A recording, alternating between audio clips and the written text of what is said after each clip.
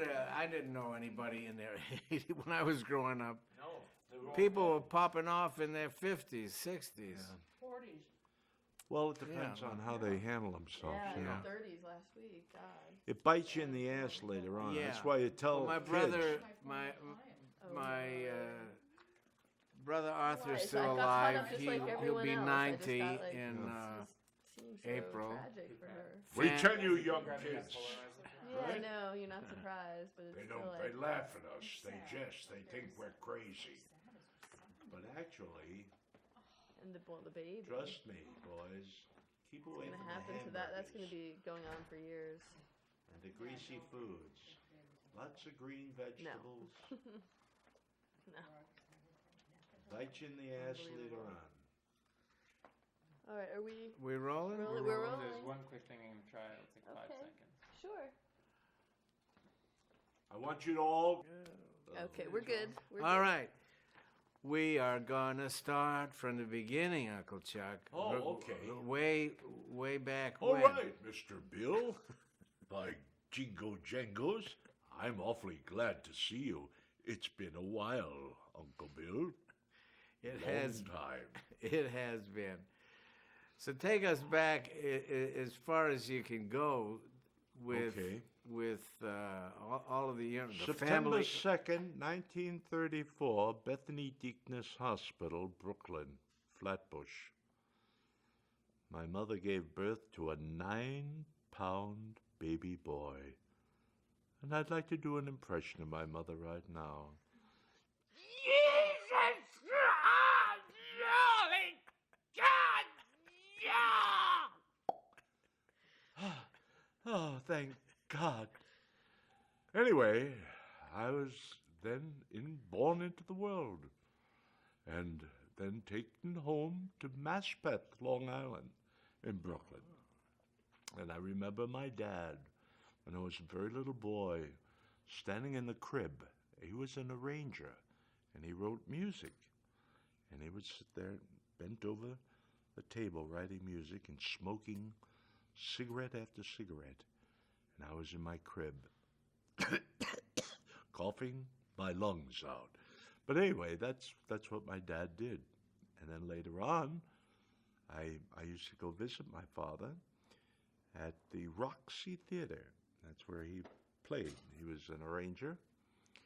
And he also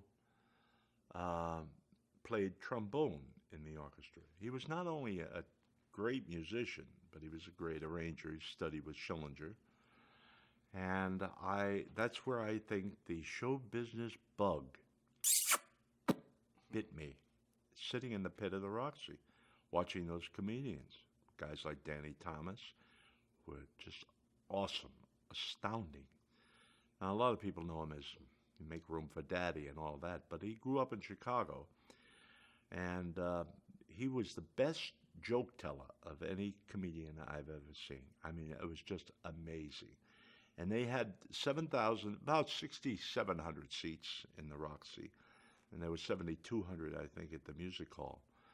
But the way that theater was configured, the Roxy, the old Roxy, was there were balconies, and the waves of laughter would come over the top of that orchestra pit and put their hair up on the back of my neck. And I remember Danny Thomas was so brilliant doing what he was doing, the audience wouldn't let him off the stage. Now, they had 4 shows a day, okay? Those were called presentation shows, and they were live, not only vaudeville shows, but they had 60 girls dancing. There was 50 guys in the pit playing, violin section as well as a brass section. They had an ice show. They had many, many different acts and a headliner. And Danny Thomas was one of the guest comedians. He wasn't even the headliner. He was like big in Chicago and brought there. Later then started doing films, and he appeared there with his films. But anyway, he went over. Who would be the headliner with Danny? There would be Jack Benny would come in. I saw everyone there. everyone from Carmen Miranda to the Marx Brothers. I saw Chico Marx Band.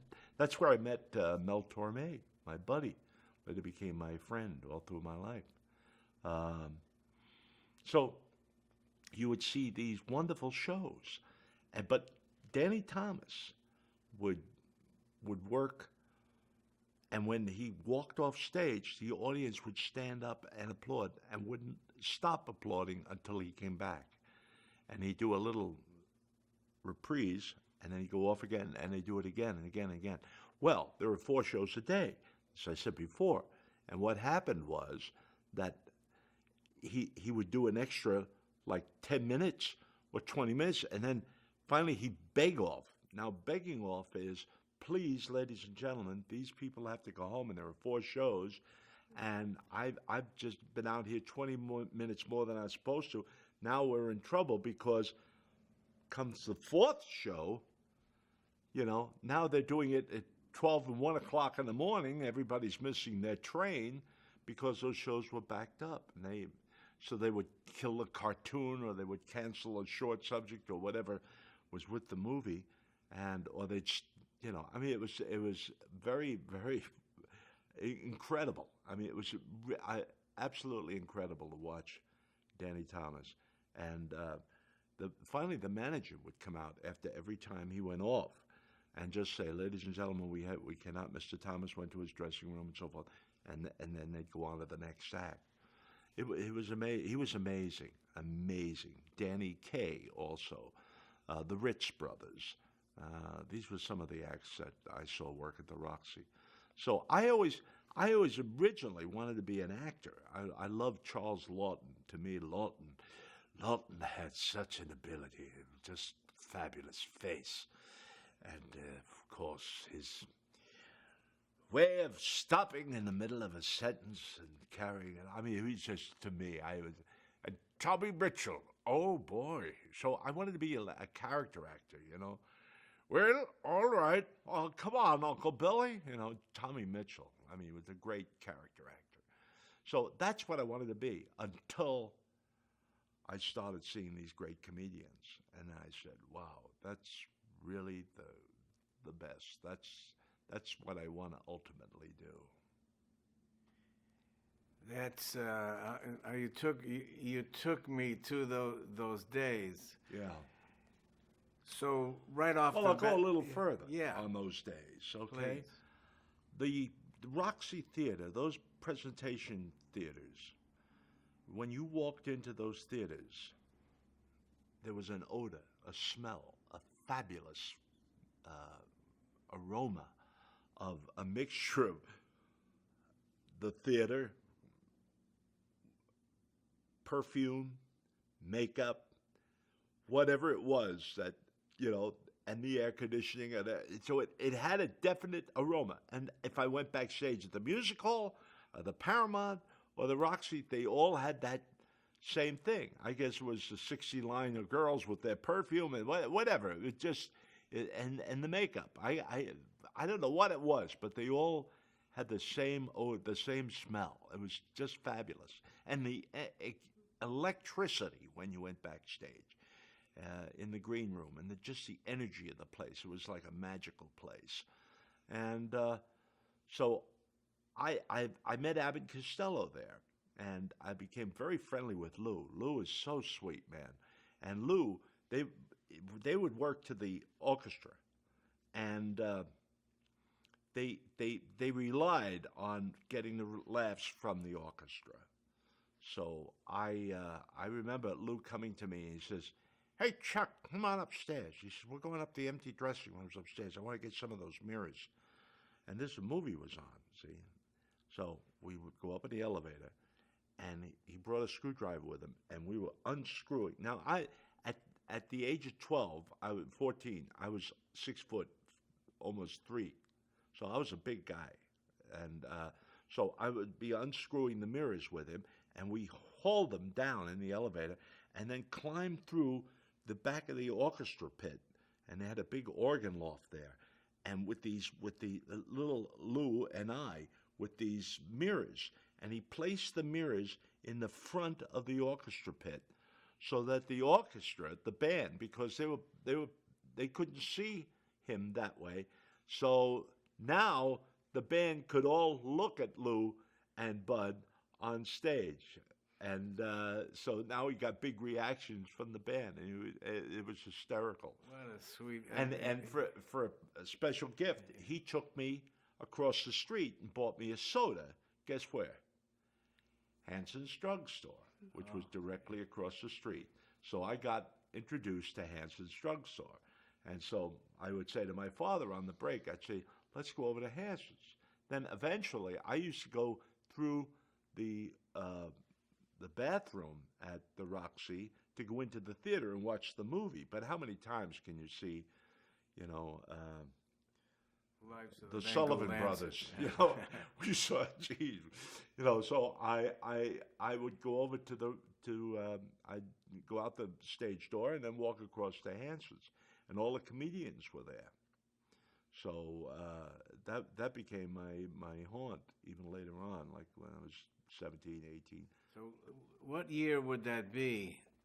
Now trying to think. Oh, that would be, year- it would be the late 40s and 50s. Yeah, it was late 40s, Yeah. about 47, 48, and 50s. So had you decided then, well, this is going to be my Oh, career? yeah, I don't know yeah, exactly what I'm absolutely. going to do. Absolutely. And my godfather was furious at me because he was a fireman. He was a battalion chief in New York, and he wanted me to go in the fire department. Well, most of my relatives were all in the fire. On my mother's side, the Hennessy's, they were all in the fire department in New York, or in the police department. We got to hook you up with Dennis Yeah. Leary. Yeah. So anyway, But your dad's side was show my business. dad, and my father was like, oh, geez, what did I do? He wanted me to play trombone. In fact, in my trombone case there, I have my old mouthpiece. And Jack Teagarden gave me his trombone, and I have that's his mouthpiece in there. And that flashlight in there is a flashlight from the Roxy. Was one summer I got a job as a usher, and the only uniform that would fit me was Lad Kriegar's uniform, and he later wound up, and I was ushering when the lodger was on, so there I was in his uniform, and then later on went to the Pasadena Playhouse where I wore his costumes, because actors, if you get a costume, you put your name in it in the back. So. Okay, so now you're a kid observing this stuff, and now you're an usher, and And I'm doing little comedy pieces and so forth and so on in high school. And I love that. I thought that was just fabulous. And I did way out pieces of business. Stuff I did in high school, I was like always ahead of myself when my comedy wasn't like, I didn't do jokes. I did stories, and I did observations and things like that. And or I'd do satire on movies, like the Sullivan Brothers. I did that, and I did a satire on King Kong, where I stood on a chair and I had the audience make paper planes and throw them at me. The Bob Cummings Getting Old was a piece that I did a lot on Johnny Carson, and I did it on several other television shows, Merv Griffin. Can you give us a sample? Well, Bob was a sweetheart, but Bob never got old, and he was like a mystery to me. He was like 87, never aged, I mean, whatever he was at the end, he was the same. It was like, so I always said, how does a man keep that look? So what I did was a piece where Bob has just finished his show and he's talking to his friend. Bob had an attitude, you see. Hi, this is Bob Cummings. I'm going down to the doctor's office. I will see what develops. And so I'm going to go down and relax my dressing room. If anybody wants me, Margaret, I'll be inside. Okay.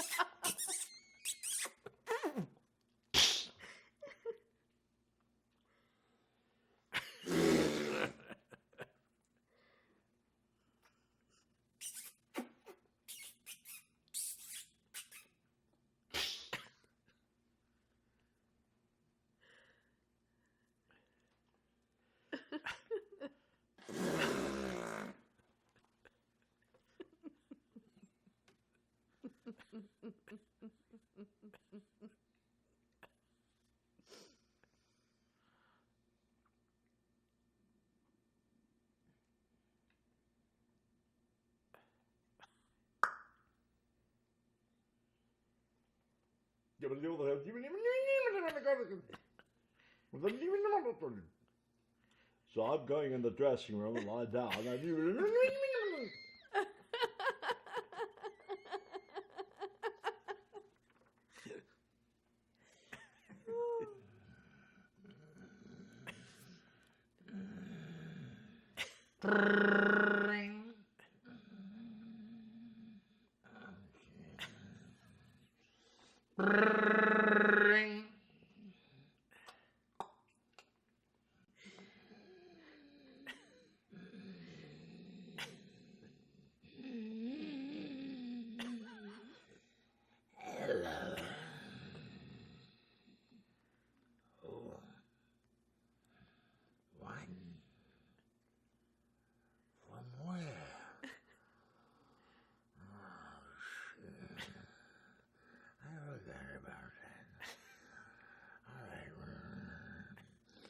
Give me a few minutes to get ready.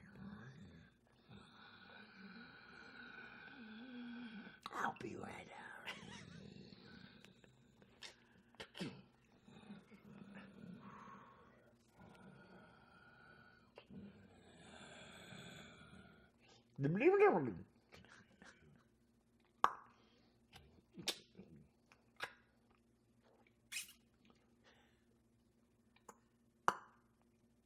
Oh, hi, I'm Bob Cummings. I was...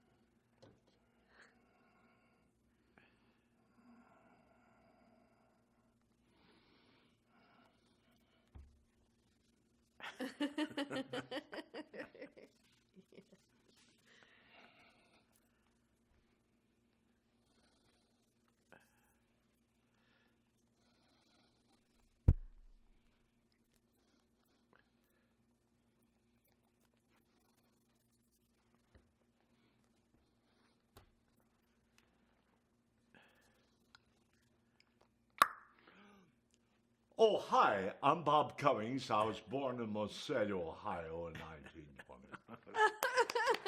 Oh, that's brilliant. High Well, school, but- you said you You did know, this? I'm sitting here thinking Unbelievable. the free shows that the Army's Army guys get consistently. Chuck McCann, yeah. At what point did you I start? did that in high school. That's what I was just gonna. Yeah, you did that in high school. In high school. Where was it coming from? Whoa. I mean, Well, I love Bob Cummings, but you know, I just I did that in my King Kong's Body. I mean, I haven't created that many pieces since those days, the early days. I've been so busy with other things, but that's the way I thought. You know, were you mimicking any other comedians that you saw? The style, or I mean, how was it? Just how? What was the inspiration for getting on stage and doing this kind of thing? it's just satire. You know, just having fun. I mean, nobody. You got to understand something. A lot of times, I would go. For instance, I started working clubs after high school. I went to the Pasadena Playhouse. Went to California. My first time, that was 1954, 55. And that's, there I did Shakespeare. I was doing Shakespearean plays in high school. And I did Twelfth Night. I did Man That Came to Dinner. I always played older because, you know, my character ability.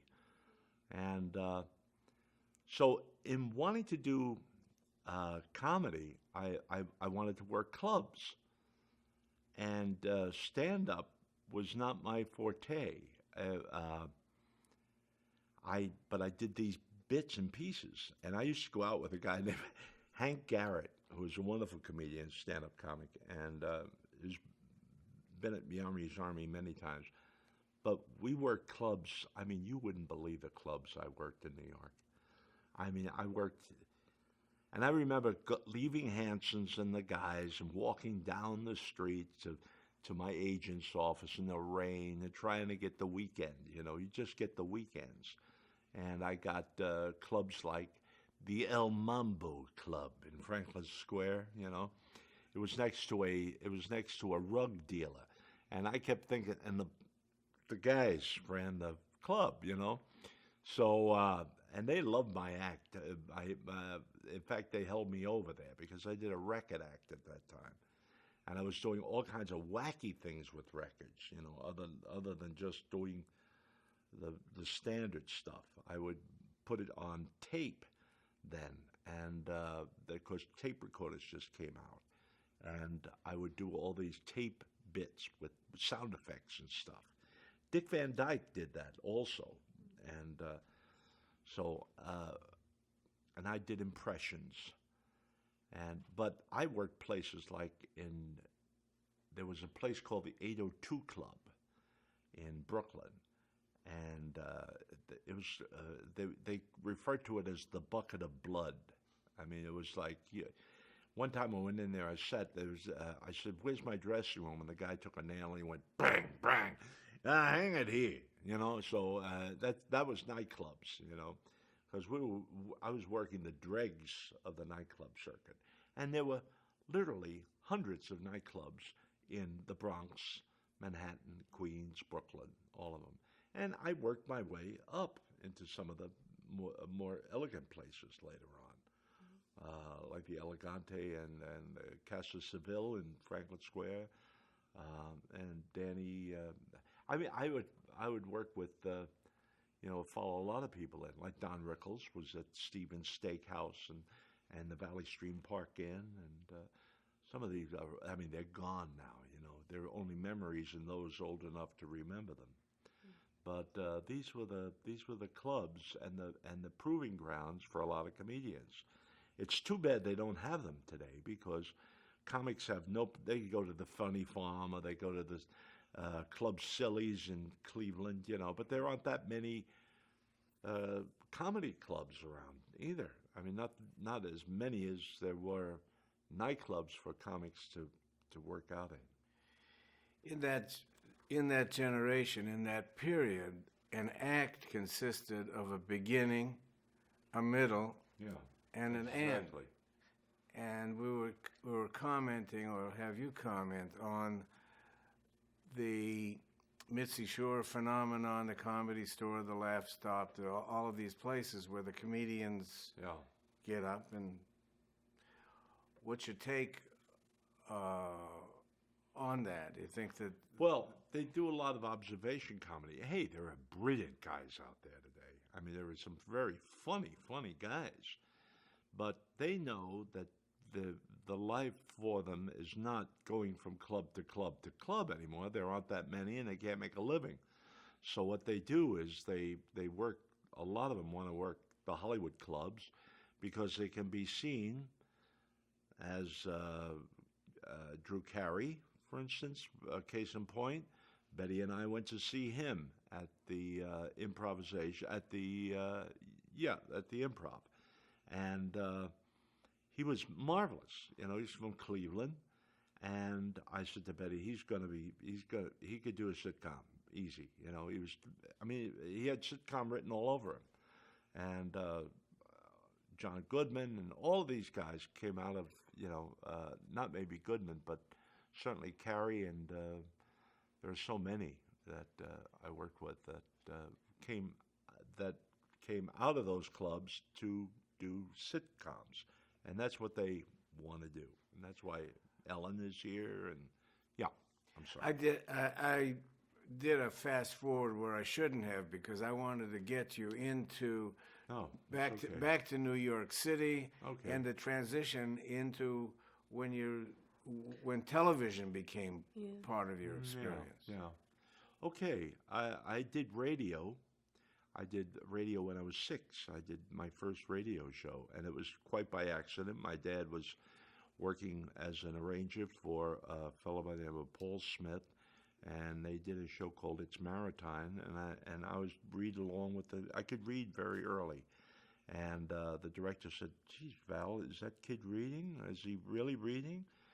Or just turning the pages?" He said, "No, he reads. He's following the script." He said, "Do you think he'd do let me hear it." He talked to me, and the next week I was on the show. I did that was my first radio job, And so radio was a big thing, and I thought, gee, that would be wonderful to do a lot of radio. But my schooling came first, and so we lived out in Queens Village, Cambria Heights, and it was hard for me to go into town, and my dad was working at the Roxy, and my mother didn't want me to do that anyway, so I didn't follow that as a career, but I did want to do television, and I did want to do movies, and I did want to do comedy. So my comedy then would lead me into television. When television came along originally, and when I first started in television, I was very, very, very young, and the way I got in was through the back door of television.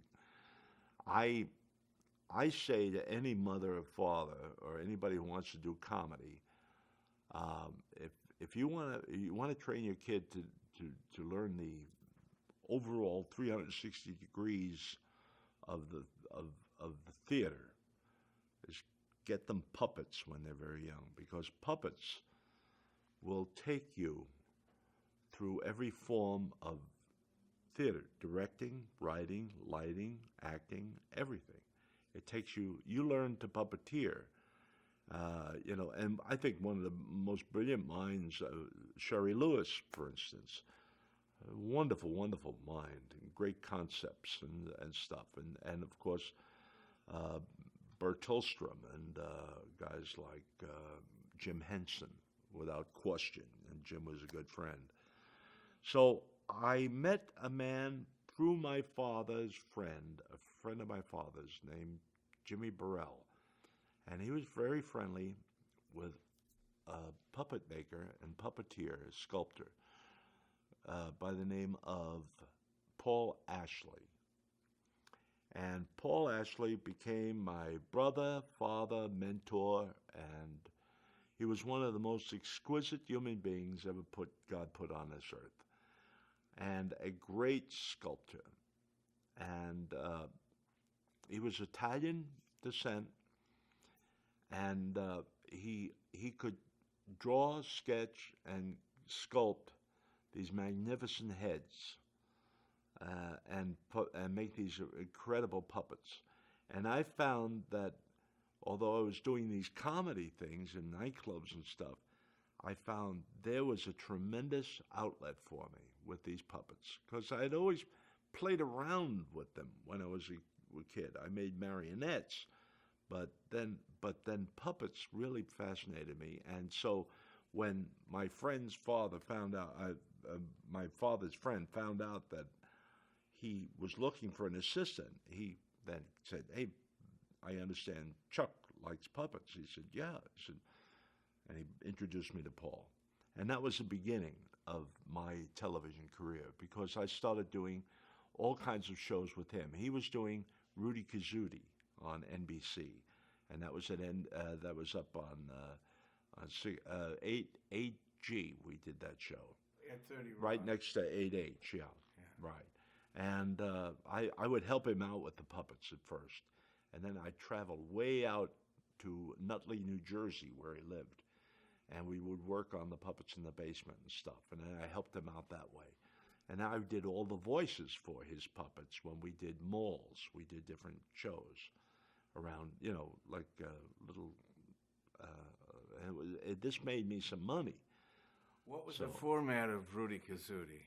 Format of Rudy Kazudi was, it came right around the time of Howdy Doody, right a little after that. And it was this kid in a proscenium type of a show with his girlfriend and his dog, Galapucci the pup. And there were other live characters on the show, Mr. Deedle Doodle, and there were the head of the show, the host of the show, the live host in front, later became, and his name escapes me for a moment. I'm trying to think of it. I'll think of it anyway. Was Howdy It's Doody and wonderful. I can't remember, Howdy Doody and Rudy Kazudi going on at the same time? Yeah, at just 30 Rock? about, yeah. But the Captain Kangaroo came out of Rudy Kazudi. I mean, it came out of Howdy Doody. And that's strange, because you got to understand something. Like television, Milton Berle put television on the map.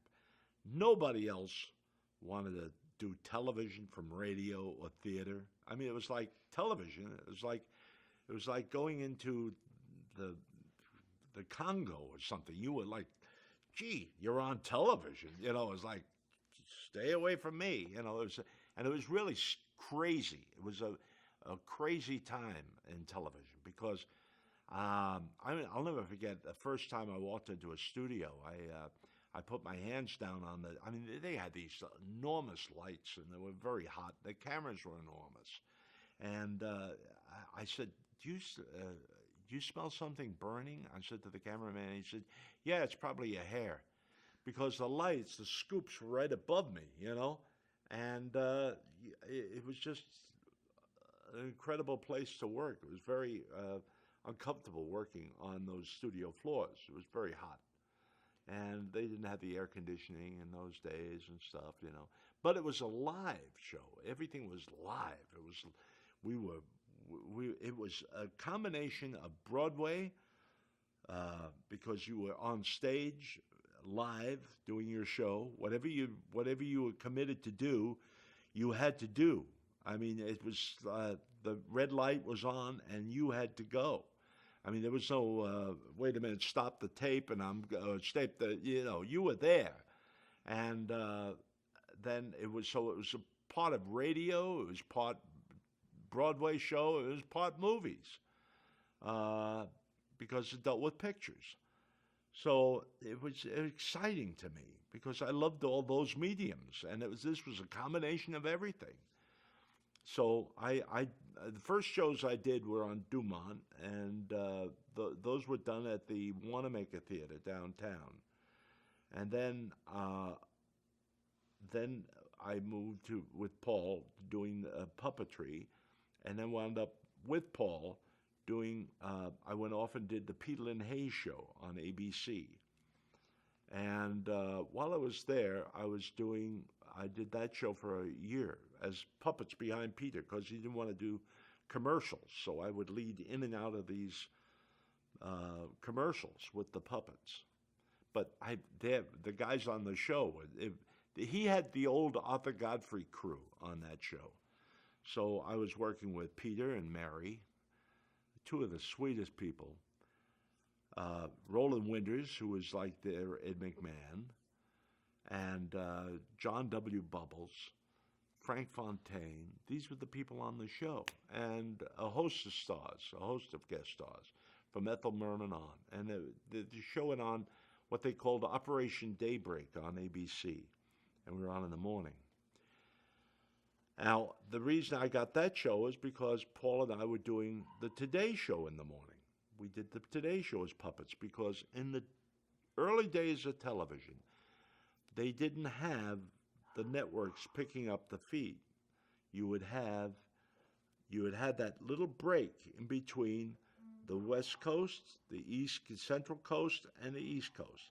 So it would start in the East Coast, and then you had to repeat part of the show for the Central Coast, and then for the West Coast. So we were actually doing the show 3 times practically. You know, they'd overlap, but I remember the Today Show ending at 12 o'clock in the afternoon. I mean, 12 or 1 o'clock by the time we get out of there for the West Coast. So who was hosting? And then we did the same thing with the Tonight Show. Who was hosting the Today? Was that Dave Garroway? Dave Garroway, Jack Lasculi, and we would do little bits and pieces with the puppets. So when they picked up the Central Network, we would go into these little musical pieces with the puppets so they could join the network. But that was like a quantum leap for you. I mean, to get into the Today Show. Well, not really, because we were across the street with our own show with Rudy Kazudi.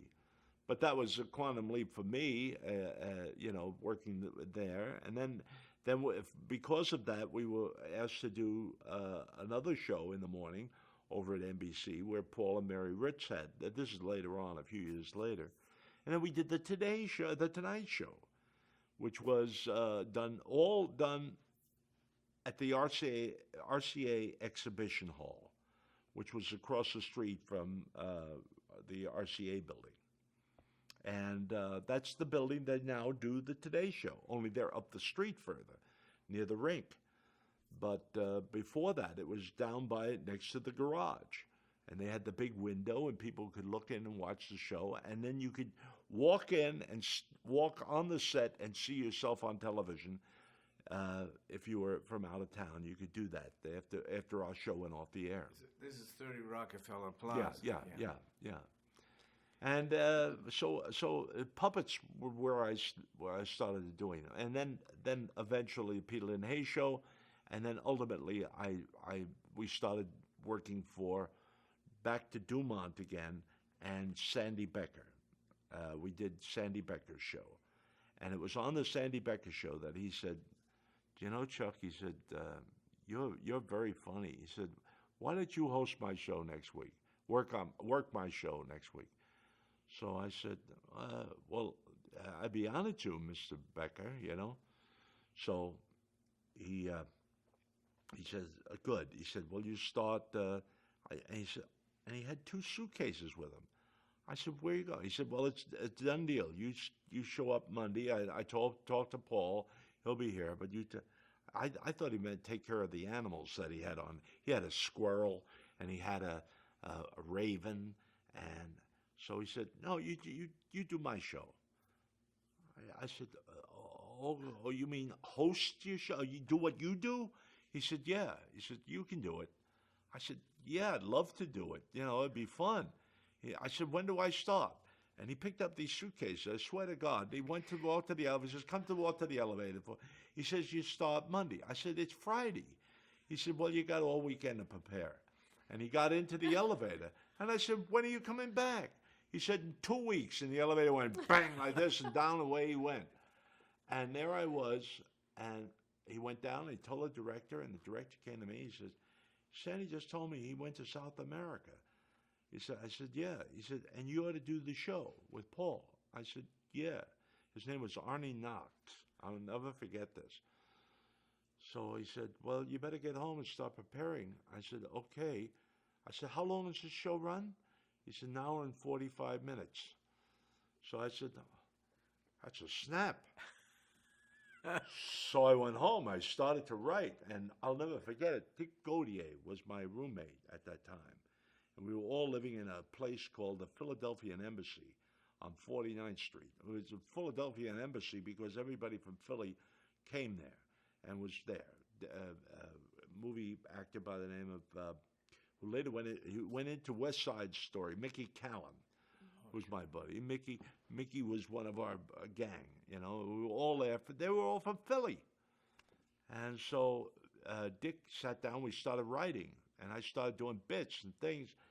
I went in, I had a script this big, you know, an hour and 45 minutes. And I said, then I'll do this pantomime, and I had hats and thing. And I go over to the studio, and I'm there. Now, we go on the air at 7 o'clock, okay, in the morning, 7 in the morning. So I'm there at like 5:30. It's dark. And I'm standing there trying to get in, and I'm knocking on the door, and then no one's opening the door. 5:30, 6:30 goes by, and I'm still outside. I can't get in. I don't have a key. And I see this janitor, and the janitor's going, let me in. And he says, I can't. I don't have the key. These doors don't open until 9 o'clock. I said, I'm on the air at 7. And he says, well, go through the stage door. I didn't know it. Anyway, so I went around to the stage door, and I run in, and I'm listening to the national anthem. I'm hearing it, and I'm looking at the set, and it says coming up next, the Sandy Becker Show, and I'm going, holy God! I run down the hall, and Arnie Knox comes out of the control room, and he goes, get the animals. I said, okay. And I run in. Now I've got these papers. I've left all the script outside. I run down the hall, and I pick up the first thing I get is the squirrel, Peanuts. And I've got this jacket on and a tie, you know, and this Peanuts is going like this, you know, he's crawling up. You ever see squirrels? Oh, yeah. Squirrels, then they stop, and they look at you, and then they stop, and they look at you, and they stop, and they look at you. Well, and then I get the raven, okay? Now I've got the squirrel on one shoulder and the raven on the other. Now, you know, and the wing spread on a raven, a freaking raven.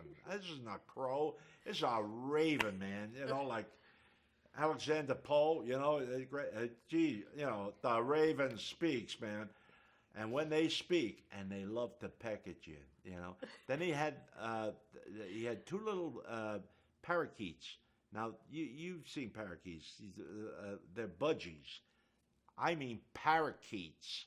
These are real parrots, miniature parrots. And I took both of these on my fingers. Now I'm running down the hallway with these two parakeets, right? So I put the parrots on my shoulders like this, right? Now the crow is over here, and I'm like this, running down the hallway with these squirrels, the squirrels hanging on. I get in, and I, God bless. They went from the national anthem into the God Bless America with Kate Smith, anything to vamp, you know. Now all of a sudden I'm in. It's the Sandy Becker Show, and filling in for Sandy is Chuck. And I put the crow down and the raven down, and the little budgies I can't get. They're in the back, sitting on my collar, picking the hair out of my head. They're like, and I'm going like, oh, good morning, boys and girls. How's it going? You know, so anyway, now I said, let's get things underway with a cartoon.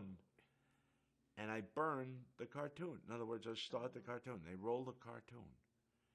Now Arnie says to me, I hope you know what you're doing. I said, yeah. He said, well, you just burned a cartoon.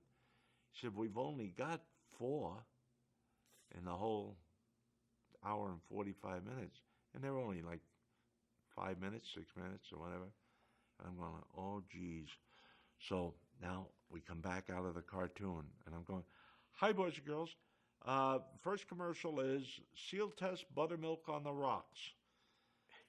And the guy comes in with the cue card. I'm reading the cue card. Hey, do you like Buttermilk Seal Test on the Rocks? Well, this portion of the Sandy Becker Show is brought to you by Seal Test Buttermilk on the Rocks. But first, I'm going to draw a clown, okay? And they played Be a Clown, or was something like that. I'm a clown. And I draw this big picture of the clown, see? I've got this wonderful picture of a clown. Now, the raven flies across the studio and lands on the picture, okay? Now I said, be a clown, and it ended. And I go back, I said, now for Seal Test Buttermilk on the Rocks. And I take this container, it says, pour buttermilk over ice cubes. So the ice cubes are standing there, and I pour it on, and you ever pour buttermilk? It's like, you ever smell buttermilk? Oh, yeah. Well, this is buttermilk that's been around a long time in a hot studio under 500-degree lights.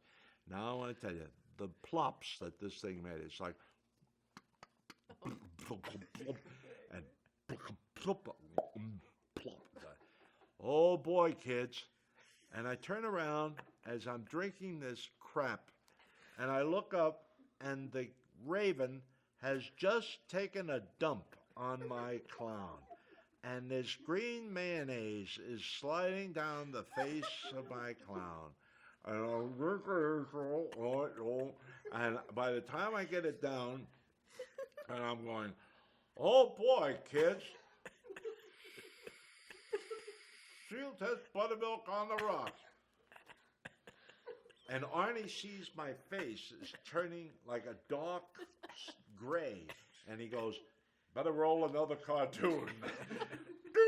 And I go right into the wastebasket, man. I'm telling you. Now he goes, well, that's good.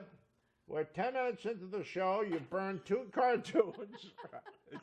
And you're just throwing up the sponsor's product. What's next? So I come back, and to make a long story, it was a baptism by fire. Now, a guy comes to me and says, all right, Chuck, I'm from the B&F Doll Company. We're up next. I said, what's the B&F Doll Company? What's this, Arnie? He says, all right, you got the B&F commercial next. We're coming out of the cartoon in a few minutes. You got the... okay. He says, this doll, you'll have no problem with it. It's, Christmas is coming up. Doll sells itself. It's a mechanical doll with batteries inside. I said, oh, that's good. He says, look, here it is.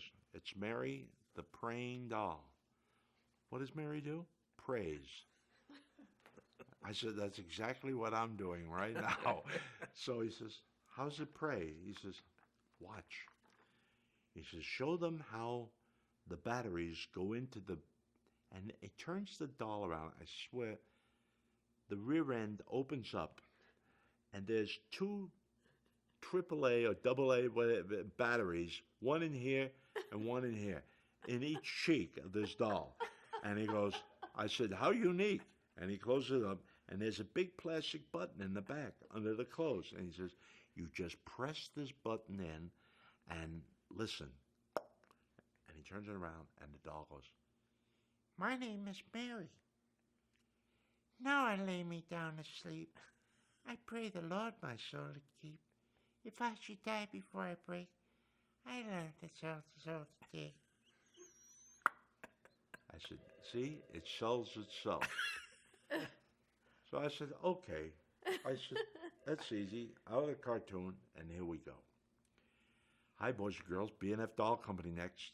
Mary, the praying doll. Mary has a very unique way of saying hello to you. And it says, show the batteries. In the back, at first I couldn't get the things open. I said, so I'm like pulling on this. It was gross. I finally got the things open, and the batteries fell out. Then I'm going, excuse me, Mary just lost some batteries. And I put them back together, and I turned the doll around. I said, listen to Mary. And you hear, now lay me down and sleep. I pray the Lord my soul to keep. If I should die before I wake, I pray the Lord my soul to take. thank you, Mary. See, Mary actually talks to you, boys and girls. My name is Mary. Now lay me down and sleep. I pray the Lord my soul to take. If I should die before I wake, I pray the Lord my soul to take. Thank you, Mary. She said it twice. Now, boys and girls, My name is Mary. Now lay me down and sleep. and the guy's going, the button's stuck. And I go, My name is Mary. Now lay me down and sleep. I pray the Lord my soul to take. I pray the Lord to take away, and I'll take you not today. My name is Mary. Now lay me down and sleep. I said, geez, Why not I die? I can't get the ass off the thing. The battery's just stuck in the thing. Now lay me, Mary. Now lay me down and sleep. So I open up the drawer in the desk that I'm sitting at, and I put Mary in the drawer, and I close it. And I said, Mary comes from the B&F Doll Company, and you hear,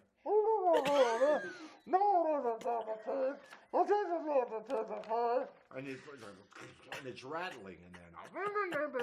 And all of a sudden, I see something crawling across the floor. It's a guy from the advertising agency. And he's crawling over to get the doll out of the thing. He opens up the drawer, and now you hear, My name is Mary.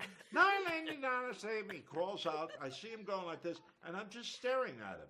And the cameraman, he's right on camera. He's crawling out the door. And you hear,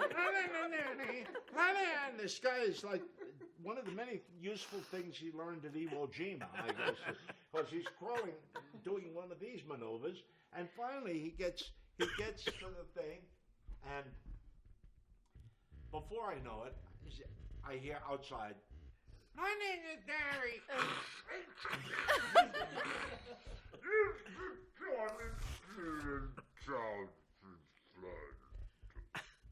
That was the end of Mary. So I figured, well, hey, what the heck? He said, Chuck, take a break. He said, we're rolling by the way, he says, you do the first half hour. And I'm going like, and there's no second half hour. So he says, take Peanuts and play with Peanuts a little while. I said, okay. And I play with Peanuts for a little while, and the squirrel's like this, right? And I get off, and I look at my jacket. Peanuts has pulled every hair out of my jacket. There's not a thread left in my jacket. My jacket looked like a gorilla suit. It was like, I was like, oh my, I said, nothing else can go wrong. When all of a sudden, the door opens up, and it's the head of the network in his pajamas and in a raincoat.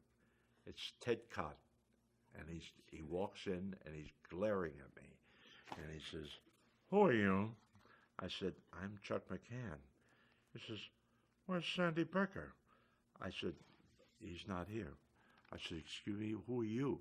He says, I'm Ted Cott. I run this network. And I said, oh, how do you like the show?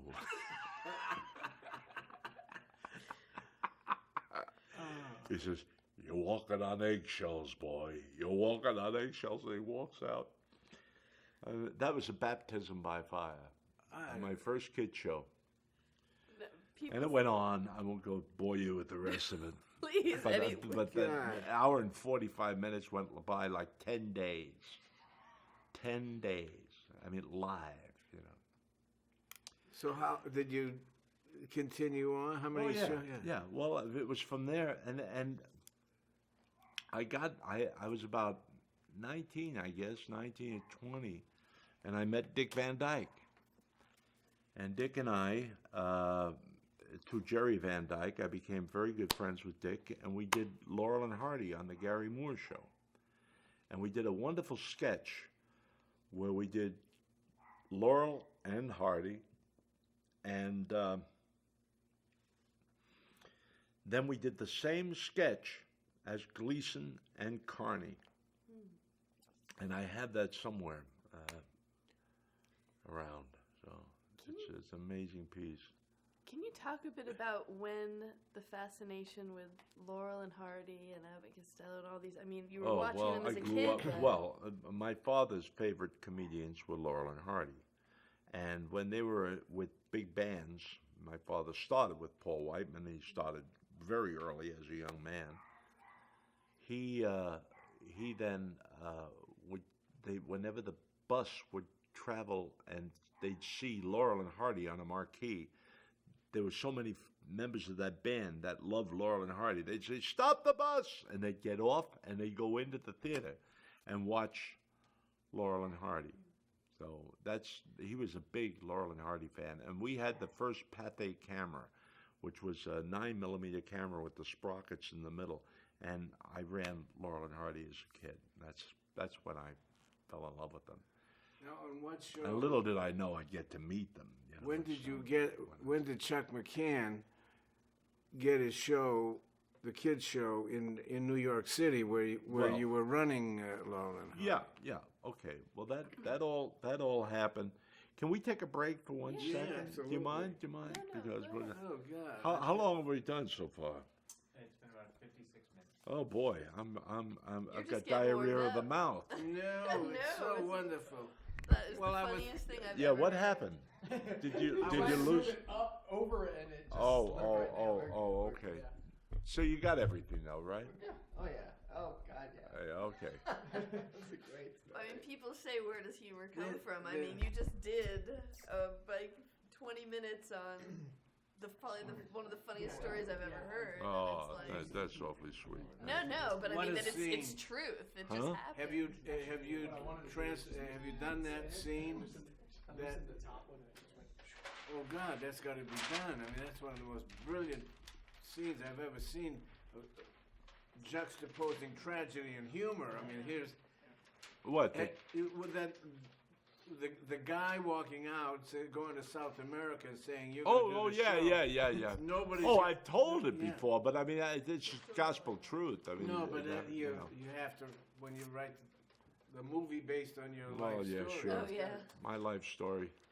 This is it. yeah. This is we're getting it now. Yeah, we want to get. This will be the proposal for the life of Chuck We want to McCann. get. Have we even gotten to the? Chuck There's McCann somebody show? they're releasing a box set of cartoons of mine. They did Chatting with Chuck for DVDs, you know. And I did a series in 1967 called Cool McCool. And I did all the voices. And Bob McFadden did Cool, and I did all the voices on that. And that series is being released now on in a box set. And they did the interview with me like this, but just chatting with Chuck. And I think I told some of those stories. Well, the Yeah. show.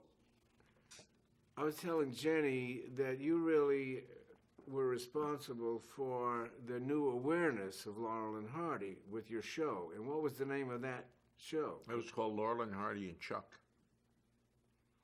And that was on WPIX. That's when I moved from Dumont to WPIX. I went to the Pasadena Playhouse, and I came back, and I kind of almost demanded my own show. That was like that was about, I would say we're talking about 58, somewhere around there. When did I do Steve Allen's show? Well, That had to be 59, like I think, 58, 59. yeah. Yeah. And you did what on that show as? I You did did Laurel and Hardy you on did that Laurel show and with Tom Poston. Oh, with Tom. And I did it with Dick Van Dyke originally, and then Steve wanted Dick to do it. Or no, Steve wanted Tom to do it. And I said, well, what about Dick? You know, but he wanted that same sketch. He heard about it. And but he wanted to do it with Tom. I said, okay. So I did with Tom. Because I wrote that sketch, and Dick wrote the other piece. The Vacuum Cleaner Salesman was a piece I used to do. Did you do a show which Are you recording again? Yeah, we started again. Oh, you did? Oh, Yeah. okay. there was the resurgence. I remember Nicky Vanoff and I went down to Pittsburgh, and we found the Three Stooges, and we brought them. How up did you for- find them? Crazy. Yeah, I know. I love them. They were, Yeah, but didn't you have a show where you not only brought back Laurel and Hardy, but Oh yeah, Brought- Laura. That was Let's Have Fun. That was a 4-hour show on Sunday. I did. There were times where I did an hour on Saturday, an hour or two on Saturday. I did the Clay Cole show with Clay Cole. Then I did the Chuck McCann show. Laurel and Hardy and Chuck was one of the shows, and Let's Have Fun, which originally started as a 4-hour show. And I originally, when I was at Dumont with Sandy Becker, I did the first Wonderama show. And the reason it was called Wonderama, it was on from 9 in the morning till 6 in the evening, or 3 in the afternoon, or something like that. It was 6 hours. It was Wonderama. It was like incredible. And they did full operettas and stuff. And I did a puppet version of HMS Pinafore with Paul Ashley on that show. So it was around that time. That was, and then I started working at Liederkranz Hall, and I did the Captain Kangaroo in the morning. That was very early too in my career.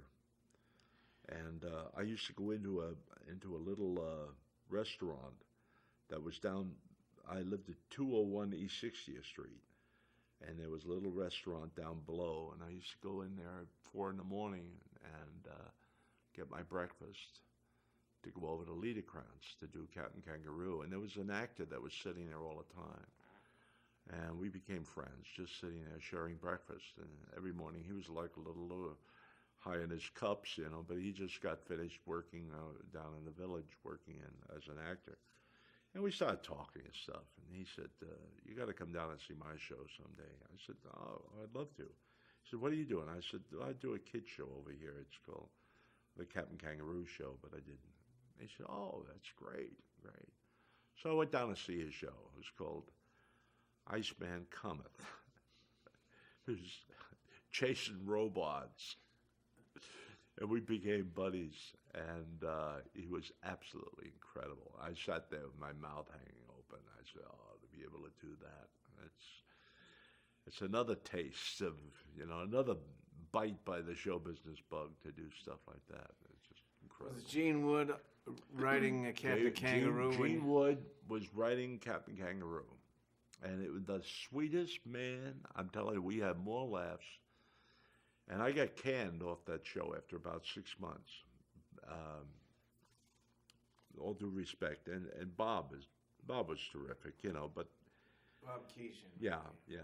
But they had to take me to. They took me to Al Shack's. I'll never forget it, to break the news to me, because I was like a triple threat, and at that time. I brought my puppets in, and they had their puppets, which were wonderful, But I brought some, he saw my puppets, and Gus Allegretti, who was working the puppets for the captain, sweet guy. He did some great stuff on that show, Mr. Rabbit, Mr. Bear, Mr. Bunny, and all that. And he was the dancing bear. He was Mr. Clock, So I later on did a takeoff on it. On Captain Kangaroo, and I when I wound up doing my show, and I called it Captain Dumperoo, and what I did was, I did the captain talking to the bear, and I had Paul Ashley play the bear and play Gus Allegretti, and what I would do is I'd go over I'd go, well, good morning, boys and girls, and hi there. We have with us Mr. Dancing Bear. Now, Gus played all the roles, see? So I went over to Paul and I go, well, it's Mr. Dancing Bear. How are you, Mr. Dancing Bear? Oh, fine, Captain. Oh, good. Okay. How's Mr. Rabbit? And I'd go over to the rabbit, and of course the rabbit's not there. He's in the dancing bear costume, and you'd hear as he's getting out of the thing, and he put the suit on. And, oh, fine, Captain. Well, great. Do you know what time it is? No. Well, let me ask Dancing Bear. And you hear boom, boom, boom, boom, and the curtain would go, you know. So I mean, I had more fun doing takeoffs on Captain because I got anyway. Fiala, who was the makeup man and created the Captain's look, said to me, "Don't get more fan mail than the Captain." And I was getting a lot of fan mail at the time, so they decided they don't want to be a threat to the Captain and to Gus, and so they took me to Al Shack's, and I'll never forget it. They had to get bombed to tell me that I was through. So they would go, gee, Chuck, we just want to tell you it's really been fun. You've been really, excuse me a minute, Chuck. Waiter, I'll have a martini. How about you, Paul? Yeah, there'll be 2 martinis for Paul and I. Thank you. Okay. You know, how long have you been on the show now? About 3, 4, 5 months, 6 months. Oh, geez, you're getting a lot of great response. Oh, thank you, Paul. Thank you, Paul. Well, here, Chuck, yeah, looking at you, Paul. Oh, hey, well, excuse me, waiter. 2 more on these, huh? So, you've been, where are you? Chuck, yeah, we love you. The audience is really thank you, responding to you. Where's your host, Chuck? So, Paul, why don't you tell Chuck why we're here? You tell him, Bob. You know, and then you got like that, you know. And then after a while, I said, I'm through, right? And they get, yeah. They were like crying. They were hysterical. It was so funny. I'll never forget that. Lunch at Al Shack's, you know. It's funny the way you find out you're through with the job in this business. You know, I'll never forget Dick Van Dyke telling me that when we did the variety show, he was in the commissary, and a secretary came over to him, and she was the secretary to the head of the network, and she went, "Oh, Mr. Van Dyke, I think you're wonderful, and I'm so sorry to hear you're leaving." I mean, it's like, he went, huh? You know, geez, you know, it's how you hear it from, you know, if you're out stepping outside of Chasen's, there's a bum on the street, you know. Mr. Court, no, you don't have to give me one. I heard you're leaving your show. You know, I mean, it's you hear from everybody, but from proper places, you know. So that was the end of Captain Kangaroo, but it began my career because I went over to WPIX. Actually, it was Jerry Lewis, and I flew out here to see. I saw Jerry, and Jerry invited me to come out to the coast and to appear in a movie called Ladies' Man. And I did a little test with the puppets with him, and we were going to do something live on camera. He had an idea to do an all-white room, and I was going to be a male guy that comes in with a pen, and the pen doesn't work, so he goes like this, and of course by the time we get finished, the whole room is black. So it goes from an all-white room to an all-black room. And so anyway, so he put me up, he asked me if I'd like to stay at his house, and I said, I don't want to impose. So he says, well, okay, well, I'll put you in the Roosevelt Hotel. So I was in the Roosevelt Hotel, and I had power of the pen, so I was ODing on shrimp cocktails. And Jerry never called. My manager would call me and said, when's this? So finally Jerry said, come on down and I'll show you the set. and I went down to Paramount, and there was a set, nothing built, just an empty stage, and there were plans on the floor. And he said, "Well, this will be the apartment house." And Jerry Lewis was a genius. I mean, he was a brilliant comedian and a brilliant comedy mind. And he loved Laurel and Hardy. So while I was out here, I met Stan, because we'd been talking to each other on the phone for 12 years. Stan Laurel was in the phone book. When I was a kid, I called up the operator and I said, "I'd like to speak to Stan Laurel. I know he's in California." And the operator said, "Where?" I said, "Well, it's like I was like a kid, you know." So I said, "Well, Hollywood, you know." No, there's no. And in those days, you know, the 411 was nothing. You know, there's an operator, but the call was a lot of money to call to California. You know. So she said, I guess she felt sorry for me. She said, "Well, let me look around." She said, so she checked the Orange County, and she checked, Beverly Hills, and then she checked Santa Monica. And there he was in the phone book under Stan Laurel. So she said, "I've got this number for a Mr. Laurel at the Oceana apartment house, Stan Laurel." I said, "Well, would you connect me?" And she did. And I hear the operator says, "Oceana Apartment Hotel." I said, "Could I speak to Stan Laurel, please?" And she said, "Just 1 minute. I'll connect you to Mr. Laurel." And bring. And I was waited forever, and then finally the phone answers. And I hear, "Hello? Who's this, please?" And I was like, "Hima, ma, ma, ma." I said, "Is this Stan Laurel?" She said, "Oh, yeah, yes, it is. Who do I have the pleasure of speaking to?"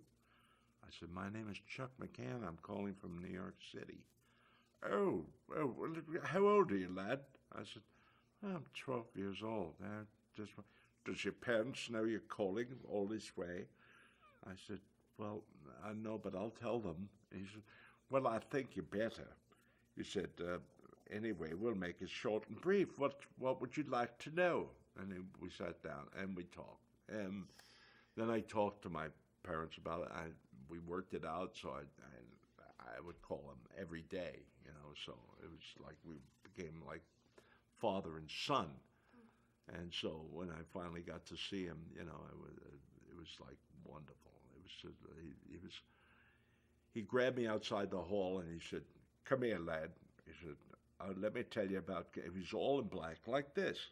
He was all in black, and he said, "Come on in." He said, "Let me tell you." He said, "Comedy is you can't dissect it, you can't take it apart. It's like a fine watch. You take it apart, it's very difficult to put together again."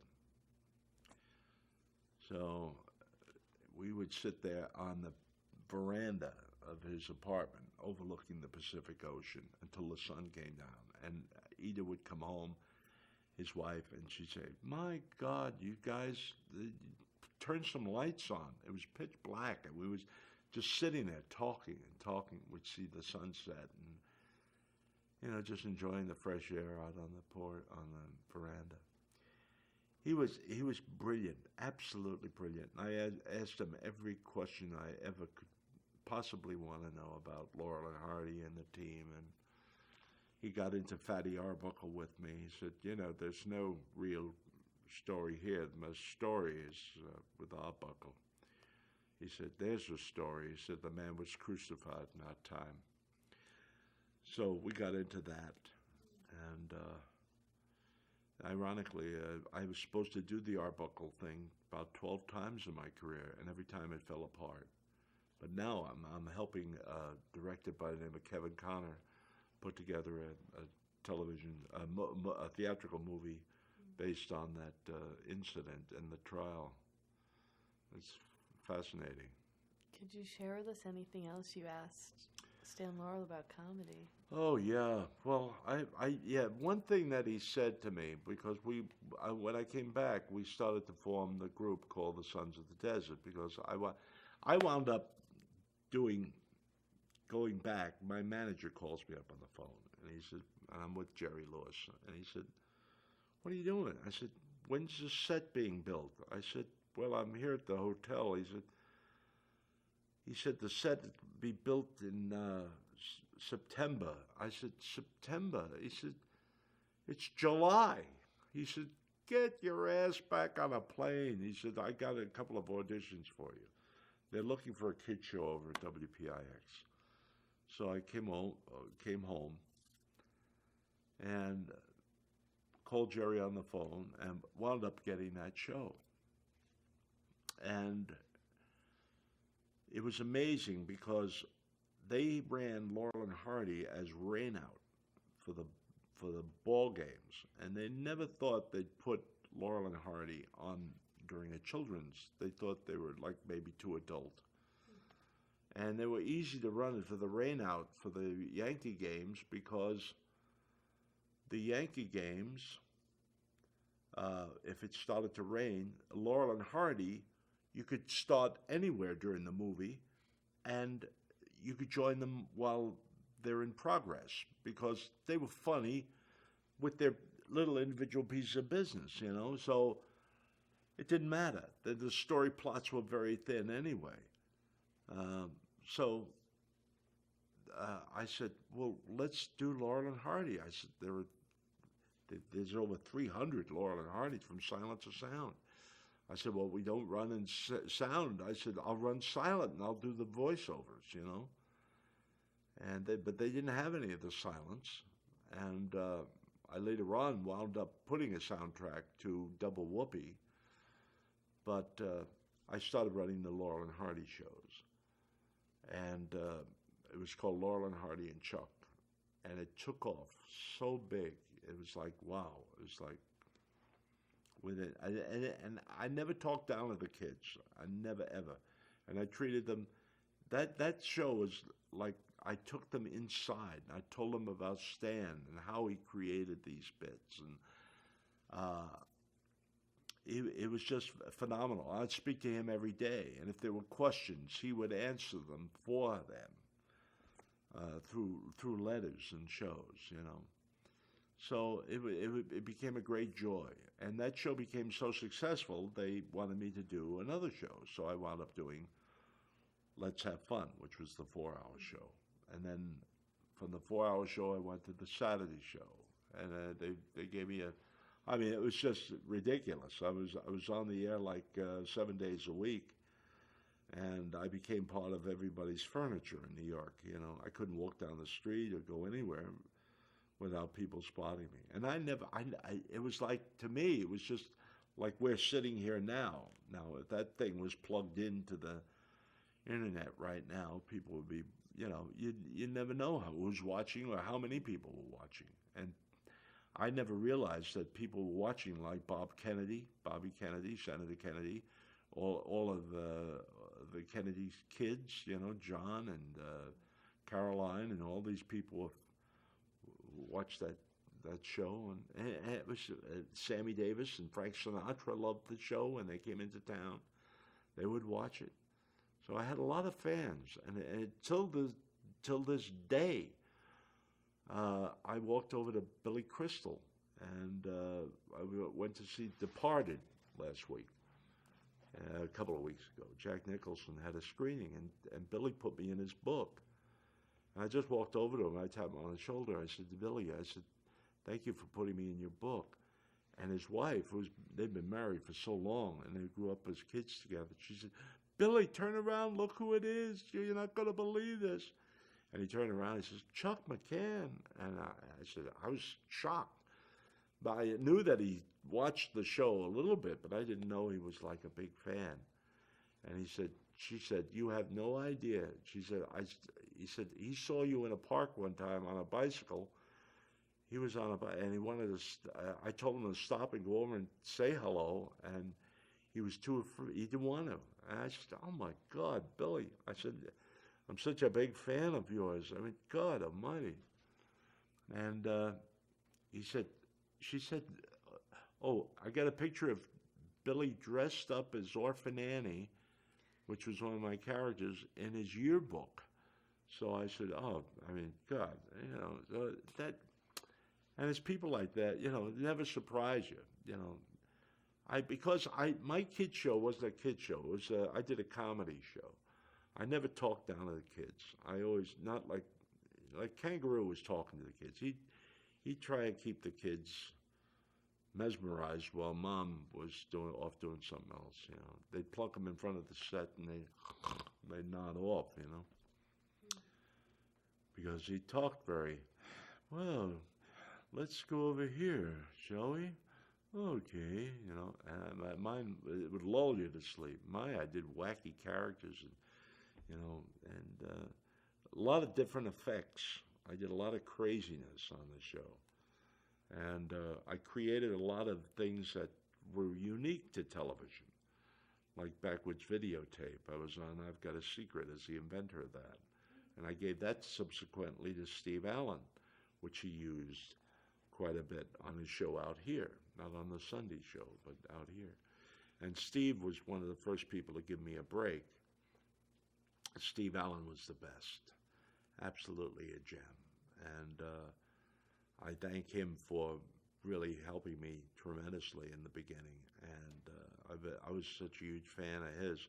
And I would have gone out here, I would have come with them on the Sunday show, but Tom didn't want to go to California. He wanted to do Broadway shows, so he stayed in New York. And so Steve's idea was to do Laurel and Hardy, and for us to do a whole series of Laurel and Hardy bits on the Steve Allen Sunday show.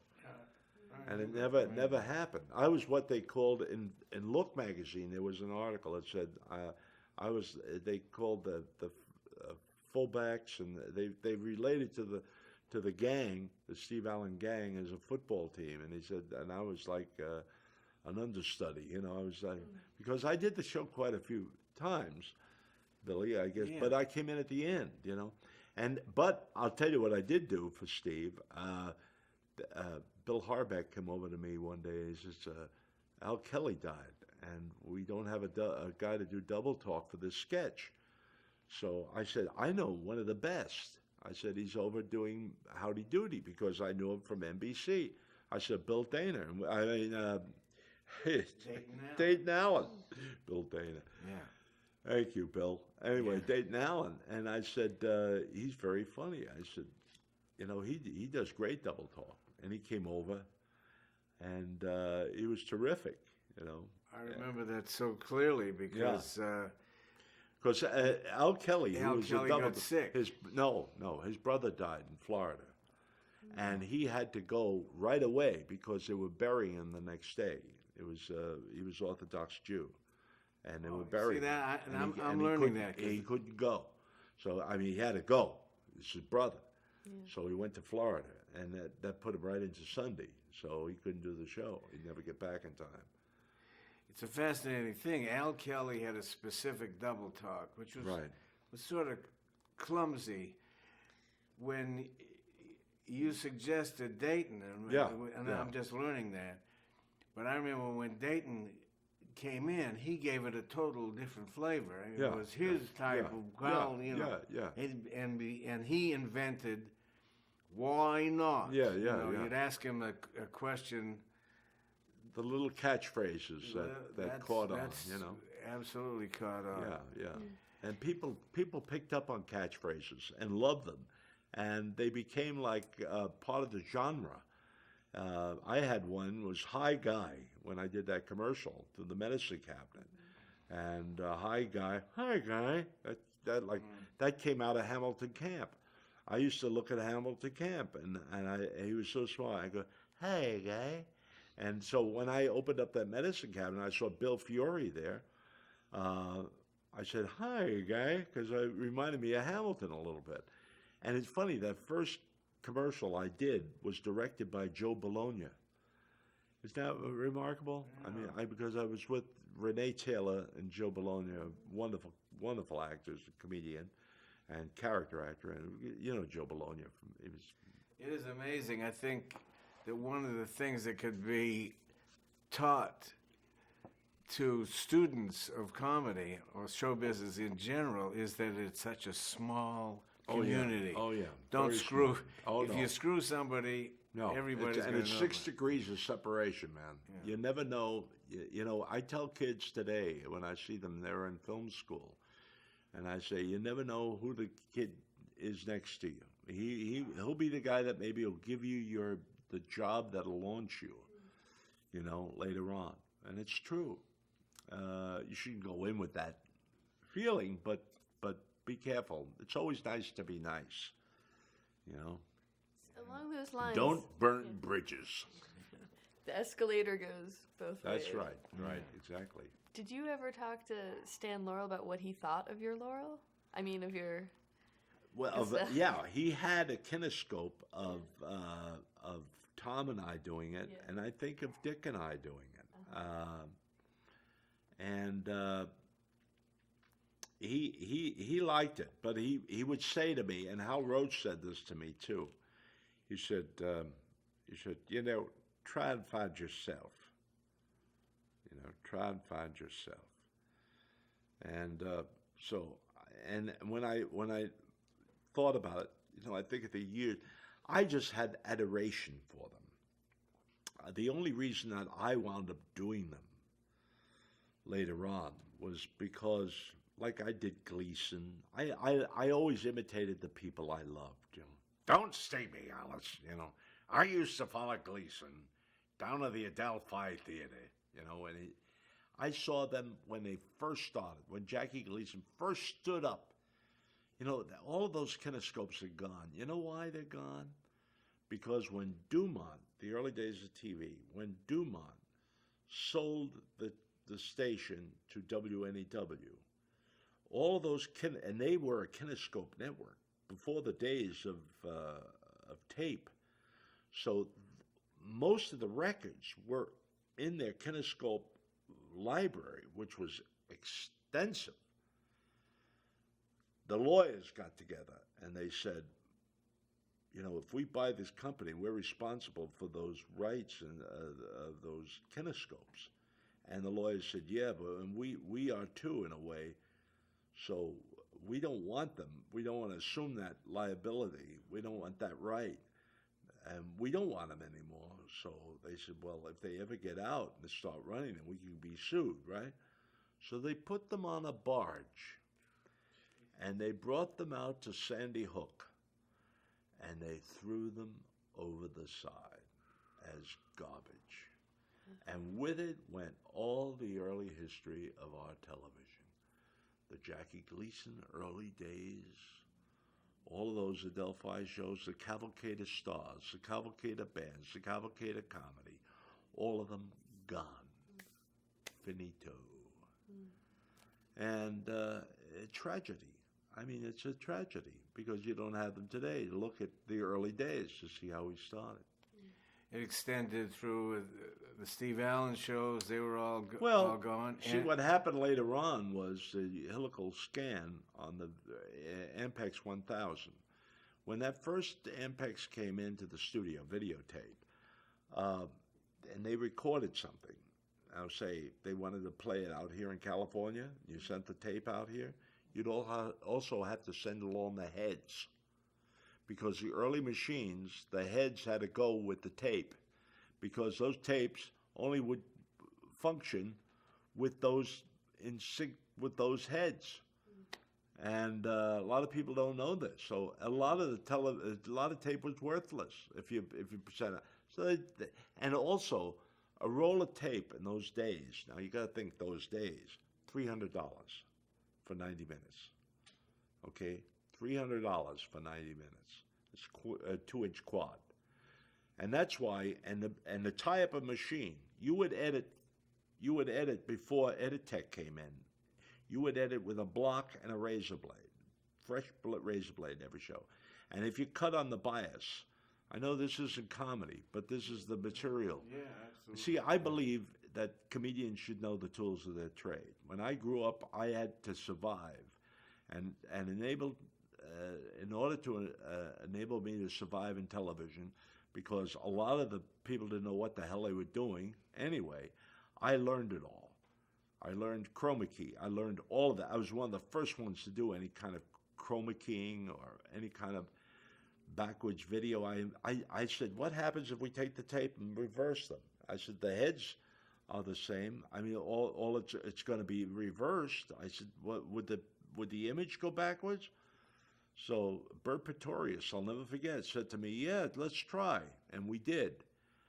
And for seconds, the image, and I'll never forget it. I took a loaf of Gloria Ocon, who did a weather show, a loaf of bread, and I was skimming the bread, like skimming it, like off the thing, and it kept flying back in, making a perfect loaf. I went, oh my God! But then it would break up, but it would hold for like a minute. Bert said, if it can hold for that long, he said, I think I have a way. And he found that in the old Ampex machine on those heads, there were two tracks. One was a control track, and the other was a cue track. That was where if you were at a sporting event, you could say, take 2, take 3, and it would only feed that one track so that a director could take the shot or get ready to roll tape, so, or come out of tape now, So it would have this information on the tape, on the track, but they were the same heads. So all he did was put in a double pull switch, and he reversed them, and it worked. And but we lost what they call linear on it. We lost it back porched, and we lost 7 or 8 linear lines of information, which made it not broadcast standard. And the FCC would frown on us for doing it because it would knock a lot of sets out of a lot. Some people would start to roll their sets and so forth and so on. So I asked for an effects bank generator, and the effects bank generator would have cost the studio maybe $1,200, $1,500 at that time, and they didn't want to do it. So it sat on the shelf, and Steve Allen came along to promote his show, and I said, Steve, I want to show you. And I showed him, and he said, God, can I do that? He said, yeah. I said, you can do it, you can have it, but you need to get the effects bank generator for the.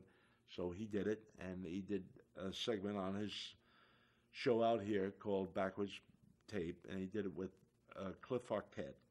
And then on I've Got a Secret, he did it on I've Got a Secret, and he wrote about it in the book. It gave me full credit.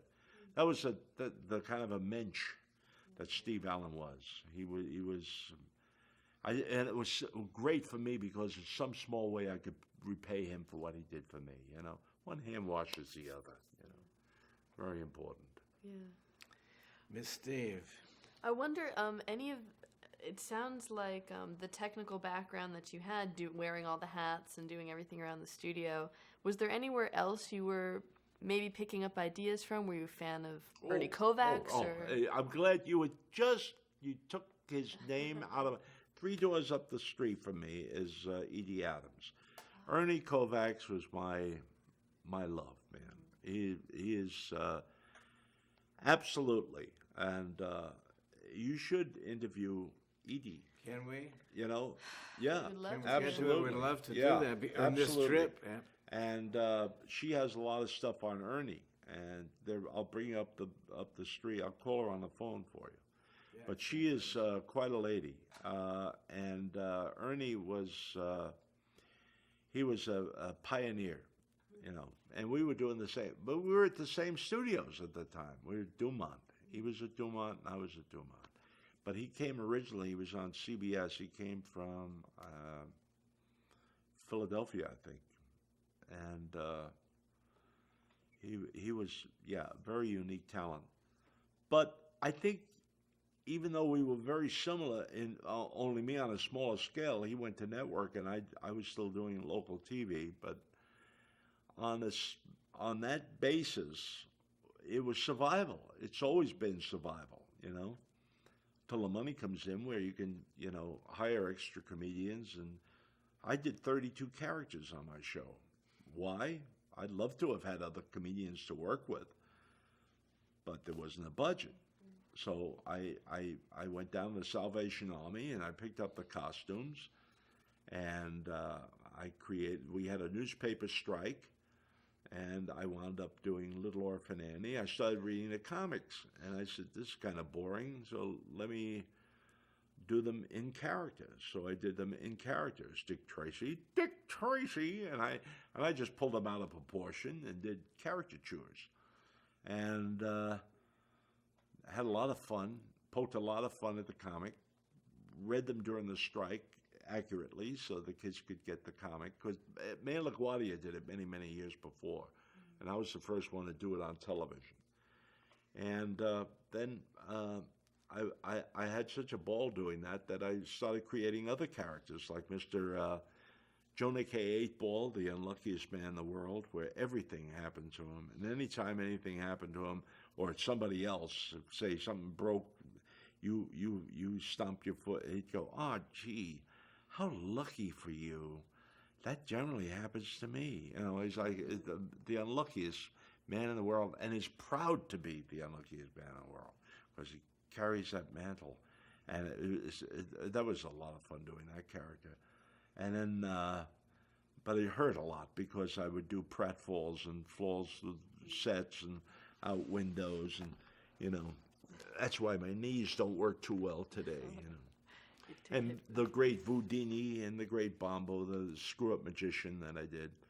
I did a series on CBS called The Happy Days, which was a variety show. Frank Pepe and Johnny Ellsworth produced it, and it was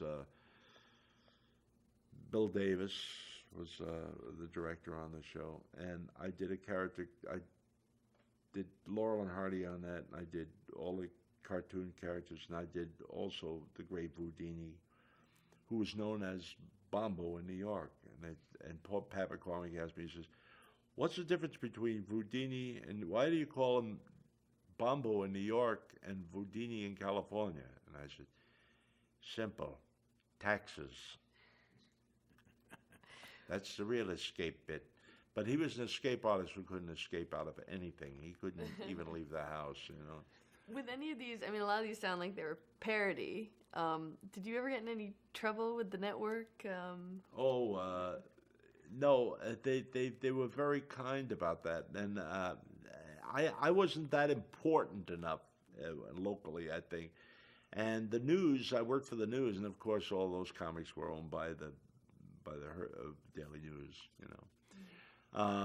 No, and my own characters were kind of my own, and of course Stan Laurel loved me, and you know, gave me permission to do Laurel and Hardy. So we did a lot of Laurel and Hardy, and Jim McGeorge. Later on, I teamed up with Jim McGeorge, who later went. We did all the ankle windshield wiper commercials and all the commercials for Sizzler and all the commercials for whatever. We did thousands of different things, but that was one of the basic incomes for the family at that time, too. You know. Let's talk about. I just want to get to your film career as well. What point did you move out to Los Angeles, and what was your representation at that time? What was your dealing with managers and agents? Well, I wound up doing, as I say, that's scads of TV. Now we'll get into the movies, okay? And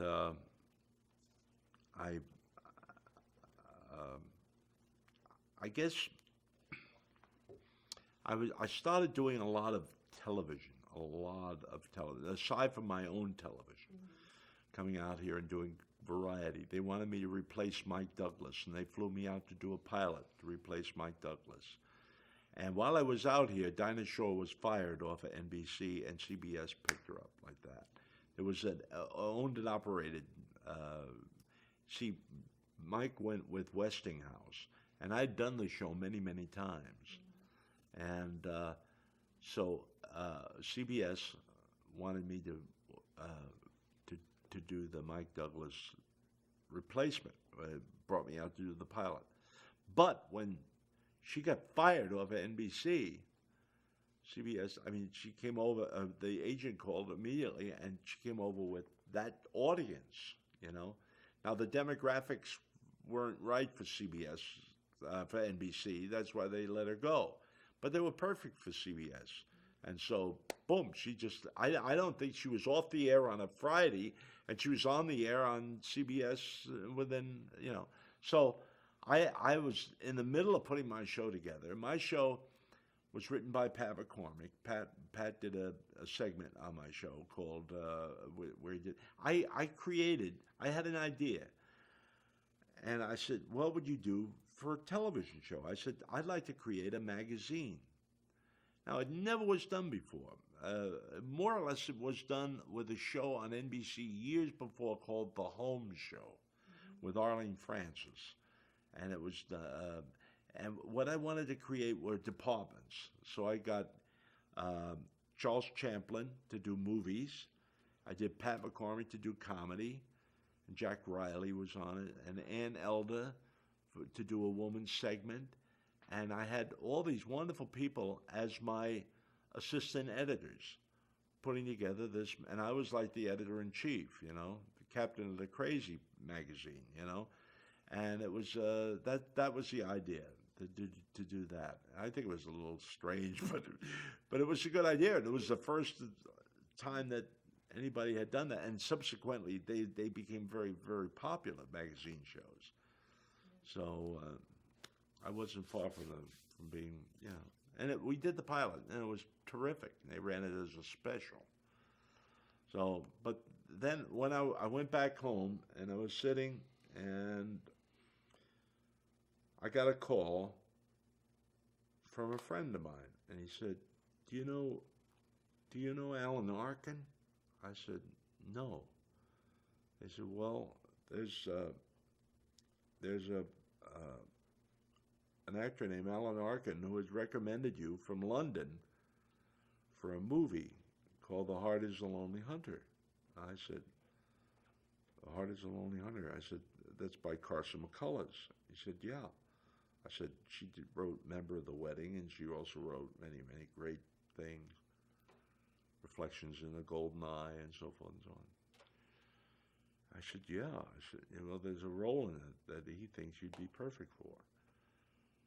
So would you like to go down and meet the director? So I went down, and I met Robert Ellis Miller.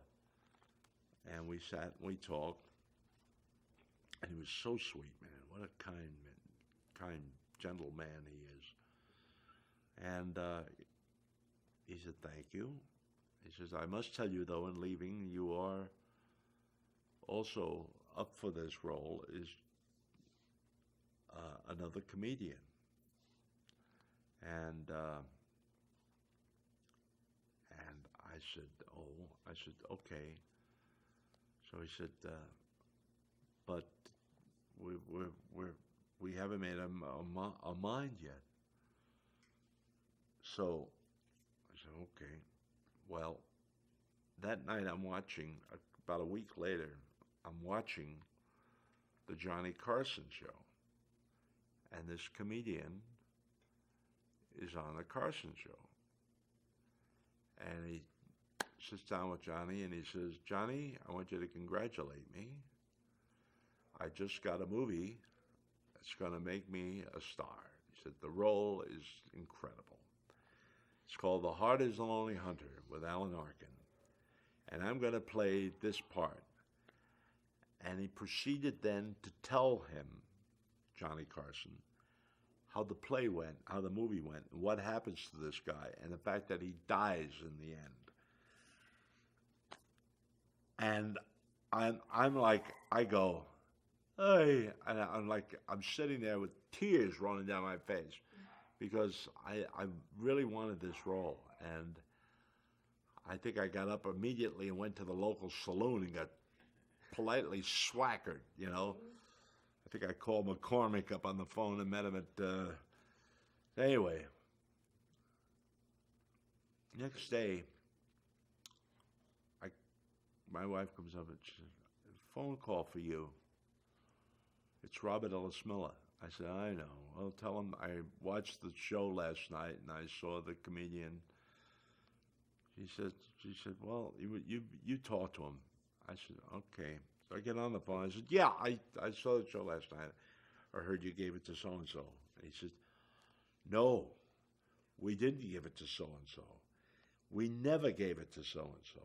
And for him to go on the air last night and say those things, and then on top of it, to tell them the outcome of the story on television, he said, I knew that the sensitivity of that particular actor was not right for this role.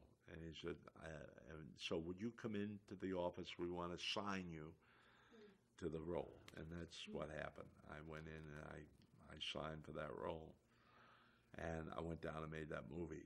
And, you know, it was up for the Academy Award, and Alan was up, and, you know, so it was a terrific part. I won the Motion Picture Daily Award for Best Supporting Actor that year, and Silver Circle Award, and a few other things. And it started my movie career. And so I bought a movie studio in New York. Quite by accident, I was doing my commercials, and I did this high guy in there. And guy said to me, I said, "This is an amazing place. I gotta, you know, this is an incredible studio." He said, "How would you like to buy it?" I said, "What?" He said, "We're going belly up tomorrow." They had an accident about 4 or 5 years ago where somebody got killed in the desert while shooting a commercial. They had a Chapman boom in a car, and the girl was in the car. And the guy said, instead of cut, he said stop. And the guy driving the Chapman crane stopped the car.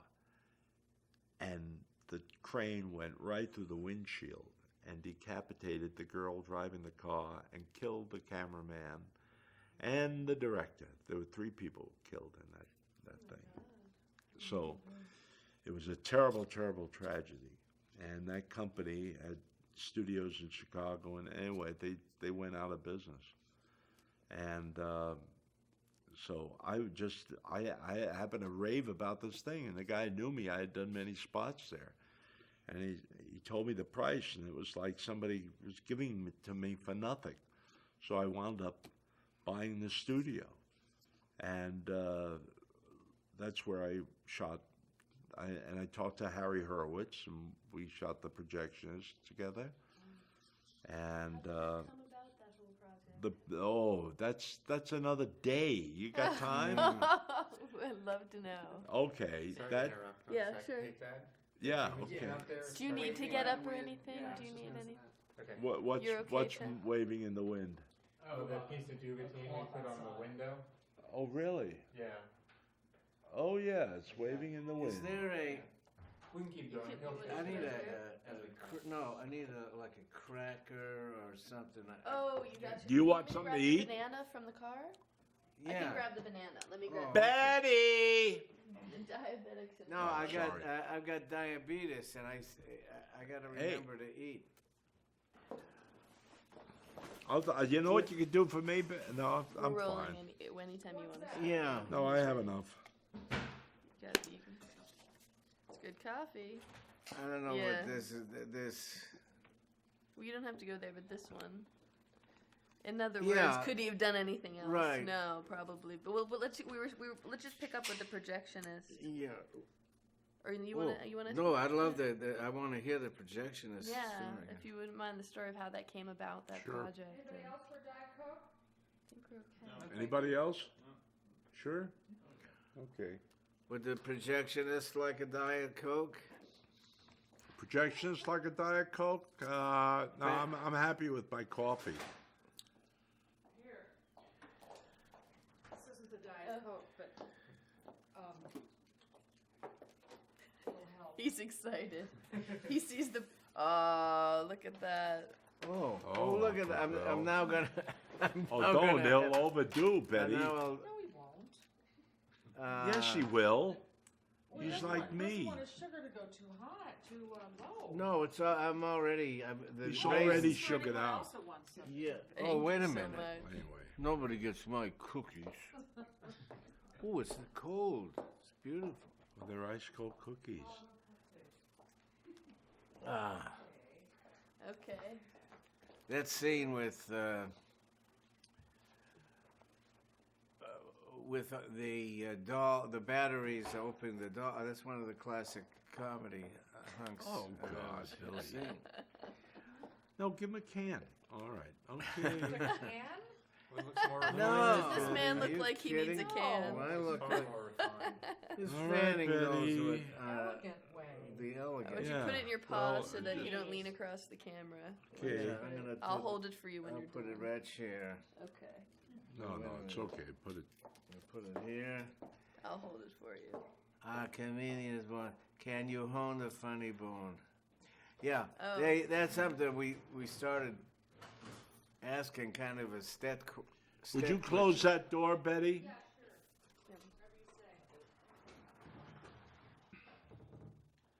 Okay, so we're recording, so So- you got to be quiet. We're gonna be quiet, quiet. Why don't you come in? Yeah, we have a seat. Oh, Pull a chair in. Well, this is It's okay. picking up. The question Bill has, I think, is to picking up on something Stan said You to got you to work about. that camera, so Oh yeah. it'll be all right. Not It'll to be not to dissect the humor. Yeah. But go ahead. Go. thing is, we were using the analogy that you have to have the blade before you can sharpen it. That nobody Yeah. can, Right. Right. say, well, I'm Yeah. going to have a sense of humor next Yeah, week. yeah. Oh, people do develop a sense of humor. I think they pattern. There are certain comedy patterns that they can take and they can parrot or imitate, and but it's the funny bone. It's the natural. That sense of humor that comes from that creative sense of humor, that where you see things funny. That I think is the difference. And like talent, talent can we're all given a certain amount of talent. And if you go out and you work at it and you really develop it, and really work at it, you can have a modicum of success and be called a comedian. But there are degrees. And I would put Jackie Gleason at 100 degrees. I'd put Stan Laurel at 100 degrees. And then there are others that I put at 75 to 50. And I know we have a lot of people in the business that we've seen which they call, he's a good faker. He could fake a dance. He could fake, you know what I'm saying? They go through the actions, but it's not there, So, and comedy's the same way. And then, of course, the funny bone that people have, the attitude that that the comedian portrays may not agree with certain people. I know there are a lot of people that don't get my comedy. But there are a lot of people that do, and you just hope that there are more people that do than don't, Well, somebody that doesn't get your comedy is probably an example of somebody that has no funny bone. Well, thank you. It's kind of funny, but no, that's funny. But I would say I like to. I see things, and I pull them out of proportion. That's what an impressionist does. An imitator just imitates another impressionist. Like if you hear somebody doing a voice, well, the original guy that did it actually heard something in the voice that he pulls out of proportion and amplifies just enough so that other people say, "Hey, that's Joey," or "That's Steve Allen," or "That's Bob Newhart," or "That's that's of course," because it's the little embellishments on the exaggeration that this guy hears as being unique, and then he can pull out of proportion to show you. That's what Does that Stan make meant, sense? Find you. Yeah, when he that's right. said. And That's when- why Stan said, "Find me." And I'll give you another example of that with Stan Laurel. He said something that made me cry one night. We all put a petition together, all the members of the Sons of the Desert, in the early days, to the Academy. And I was not. This was way before I made any movies, or joined the Academy of Motion Picture Arts and Sciences, which I am a member, proud member. But we sent a petition to Hollywood, to every major star we could find that we got the addresses from. And I, having a television show going in New York, and was pretty successful, I had plugged in a lot of people that had addresses and so forth and so on of these people. And John Municino, Al Kilgore, myself, and Jack McCabe sent out a petition that went to a lot of major stars. And we had those major stars ask other major stars to sign the petition also. And we sent the petition to the Academy under the heading, a special award to Stan Laurel for his pioneering efforts in motion picture comedy. And we got back. Bing Crosby, I think, sent his back in. It was funny. It was no sooner hit the mailbox, we got it back. And it was signed, and he had other people sign. And everybody signed that petition. And we gave it to the Academy. And the Academy called us and told us that we're recognizing our petition, and they're going to present Stan Laurel with a special Academy Award. So they called Stan, and I called Stan. And I said to Stan, I'm going to be so happy to see you get up and get there. And he had a stroke a few years before, and he wasn't walking the way he would and like to, and he was older now. And he said something to me. He said, "I'm not going to do it, lad." He said, "I'm sending Danny Kaye, who's a wonderful comedian, and you know him, and he's going to get up and accept it for me." I said, "Why aren't you going yourself?" And this is what killed me. He said, "'Cause I don't want to hurt the little fella."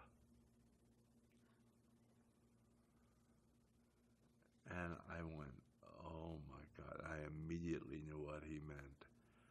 You know, he loved the character and he didn't want to hurt the little fella. You know?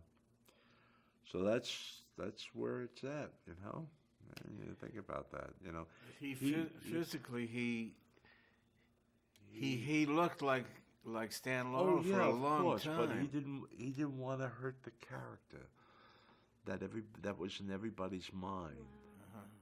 He didn't want to walk out there as an 80-year-old man, or 70. He was only 70, 72, I guess. So.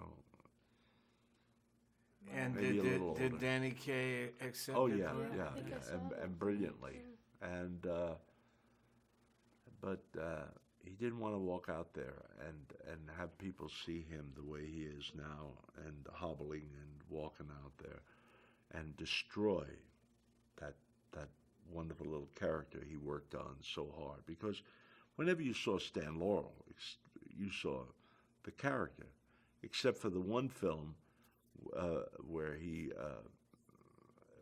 played. He gets hit on the head, and he becomes erudite, and then he gets hit on the head again, and he goes back. It's about them going to college in England. So other than that one film, he's always played this character. So, you know, and he didn't want to destroy that. So I understood that, you know.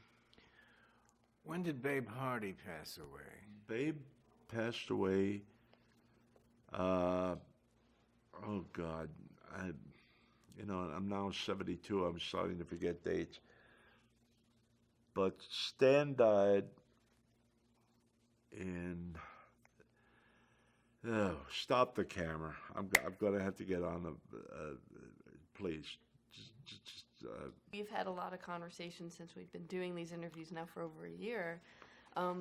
Humor as a way to lighten the load. To lighten Stan the burden was of pain. 72, and it was he was 72, I believe. No, geez, go ahead. It's okay. No, that's all right. But The healing power of laughter. Play Oh a yeah. positive Oh, And absolutely. the Army's Army phenom. Okay, you rolling again? Yes, we're gonna. Right? Okay, pick up. Healing power of laughter is very, very important, and that'll be a subject I'd like to get into with you. I find it very, very, very healing, and in fact, whenever I hear friends of mine are in the hospital, I bring them DVDs of Laurel and Hardy. Case in point, just a few weeks ago, I did that. The classic is the Army's Army, our little group. I was handling, I was at William Morris. Betty was handling, my wife was Vice President William Morris, and she was, at the time, she was handling Dick the Army. And we made a movie together called Carpool with Harvey Korman. And this actor, who's a character actor, wonderful actor, is the brother of Don Adams. Don Adams' real last name was Yarmy. So he said to me, would you go to lunch or to dinner with me? He said, I need some laughs. I said, sure. He said, he called Howie Storm, another comedian / director, and we took him to lunch. He said, to dinner rather. He said, I've got cancer, and it's metastasized. And he says, the doctor said there's very little chance for me.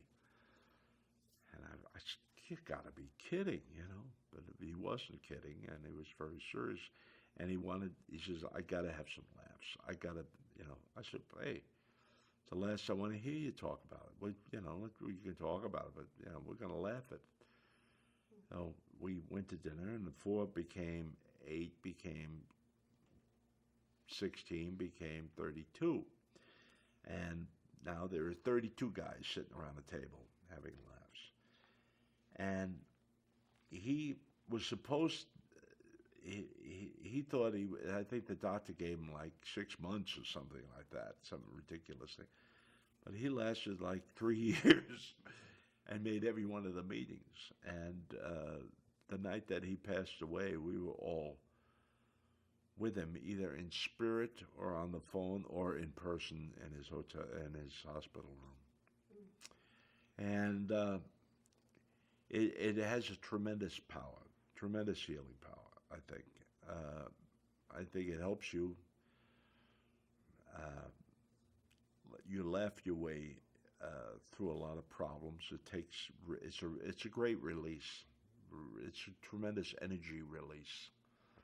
And I love laughing. I have a terrible laugh, and Stan had a big laugh. Steve Allen had a great laugh,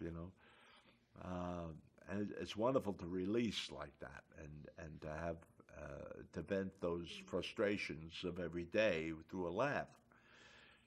It's really great, and I heartily recommend it to anybody. But laughter is a great gift, and I wonder why. I for instance, we go through life where there are a lot of problems and a lot of pressures and everything, and why is it that right away you say, well, okay, what kind of a movie do you want to see when you're down? Well, you don't want to see some depressing movie that'll take you to the basement, and bury you under the cement. You want to get out of the doldrums, and you want to laugh. And that's exactly the way I felt last night. We have a little group that meets up at Hugh Hefner's mansion. And so we went up there for Manly Night on Monday night, and I put together a newsreel, which I did, and I did a takeoff on Ray Anthony. And I got Ray Anthony. It was a very funny piece. I had Ray Anthony. He keeps telling me, we need a new opening for your show, because I make a newsreel every week that we run to open up this Manly Night. Which so last night I opened up on a kinescope of Ray Anthony's old show and him singing with these two girls, and he's singing "You Make Me Feel So Young." And what I did was I got Mel Brooks' picture, the producers, the first one, and I took the audience reactions that they had to "Springtime for Hitler," and I cut them in reacting to Ray Anthony singing, and I desaturated it and I put it all in black and white. And I want to tell you, it brought the place down, So what it's become like a running gag now with us, and we sit there, Hef and Keith, his brother, and about 8 of us, Bob Culp, Ray Anthony, and we laugh our asses off. And that's the fun of that thing. And what did we want to see last night? We wanted to see a comedy, because we all had a lot of pressures, and we decided rather than watch some, down. So we ran Six of a Kind with, somebody mentioned it was W.C. Fields. Well, W.C. Fields is in about 20 minutes of it. The rest of it is George Burns and Gracie Allen and something else, I know, and it wasn't particularly funny. And so we started throwing lines at each other. Well, then it became very funny, So, but you always look to get a comedy. You always look to bring yourself out of the depths, Now I can tell you what comedies to watch, and, I have a lot of favorites.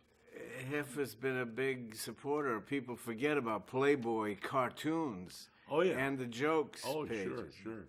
I still think that classic that was done by Here We Go, where the two guys are chained to the wall. Did you ever see it? I Have a Plan. Yeah. Here's my plan. Yeah. And that was created by Hef's best friend and mine. It's not Arno, is it? No. That was Gilbert's favorite cartoon too, I think. Yeah, no, it's I remember. It's my favorite. Pat McCormick had a great one for Johnny Carson. That Suzette that he does, with Karnak, Yeah. He wrote one that goes, Sis boom ba. That's the answer, right? Sis boom ba.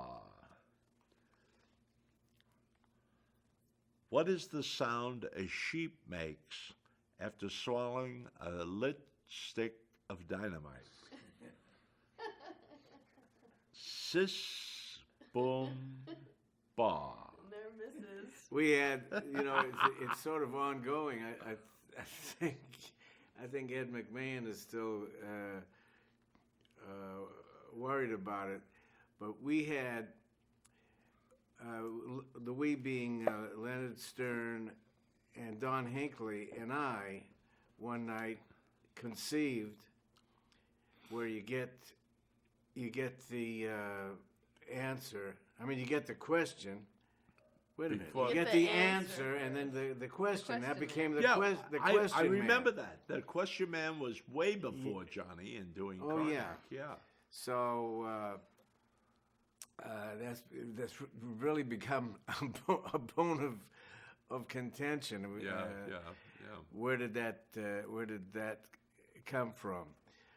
But it can happen, and maybe you could riff sure. a little bit on the fact that people can invent the same thing without knowing that they're reinventing. First of all, ideas are out there, and then the same thing that triggers the idea in me may trigger the idea in you. That happens a lot. For instance, the projectionist is a case in point. We did a lot of things in projectionist, and it was an homage really to Buster Keaton, who did the same thing. But we did it knowingly. That's the difference. And we always said that it was Keaton's original idea. It was to take a projectionist and who could leave the movies by just walking into the screen and becoming part of it. And then Woody did it with his version, and I'm quite sure there'll be somebody else who'll be doing it. We did a lot of sequences in ours where we took old movies and then put ourselves into the old movies. And then there was another film that came after that was Steve Martin called Dead Men Wear Plaid.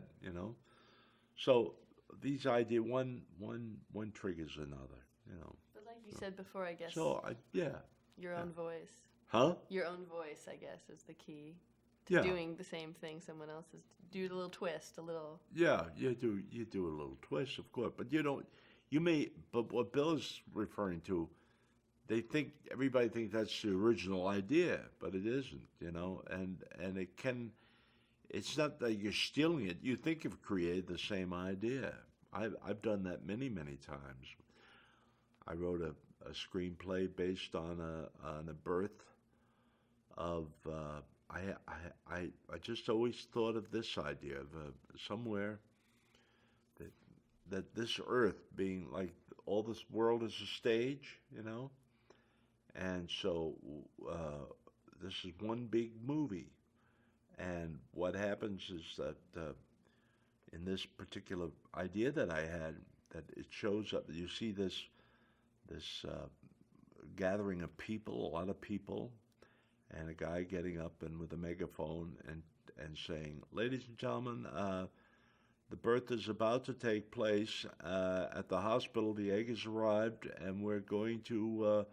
So you all know your roles and so forth and so on, and we're all in this play for his life." And you go to the hospital room, and you see the egg being wheeled down the hall and then put on the operating table, and they wait and this thing hatches out of the thing, and out comes this baby. Now the baby is put into a incubator and thing and taken down the hall and so forth and so on. And then the people take care of the baby, so forth and so on. And it's you, meaning you or me, and that everybody on this earth was put here to be in your movie. And while, say for instance, you hear there's a bunch of extras on the street going, "Charlie, he's just left the Sportsman's Lodge, and he's in the convertible. Now, Alice, do you know what you have to do?" "Yes, I am to go out and to rear end the side of his car." "That's right, exactly. Okay. So now you be careful. And Fred, don't let anybody see you." "Okay. Oh, he's left the Sportsman's. Okay, everybody, places, please." And everybody walks off. And the car comes down the street, and you're in it. No, bang! "What the hell were you doing, lady?" "Gee whiz. Oh, I don't know. I did that." And the next thing you know, the cop comes over, and they arrest him. And next thing he goes to jail. But while he's going to the jail, they're in the jail saying, "Okay, when he comes in, Fred, remember, he's not going to have the license because you." In other words, your whole life is a movie, and these people are all part of it. I thought this was a heck of an idea for a film. And a year later, out comes Truman. Jim Carrey and Truman. And, So who Shoulda, knew? woulda. Shoulda, woulda, coulda. Now, mine was entirely different than his, but it was still the same idea. So a good idea, when you start thinking the way I think, I would like to have seen Truman rather than be an island somewhere and a thing up there. I think my way was an easier way. It would have been more fun. That's what I thought first. Yeah. You're saying I like Chuck's idea better. Yeah. Well, And maybe- his was very sterile. Well, it was meant to be sterile. I mean, it's Yeah, a yeah, controlled environment. Yeah. Where mine was just your life is planned. Your life is a script that's already been written, and you're going through the actions, and the people in it have been put here purposefully for you to play with, to play in your film, and they really know about it, and you don't. I think that's called the Donald Trump story. Now, it's also called schizophrenia, whatever. It's called, Donald Trump story.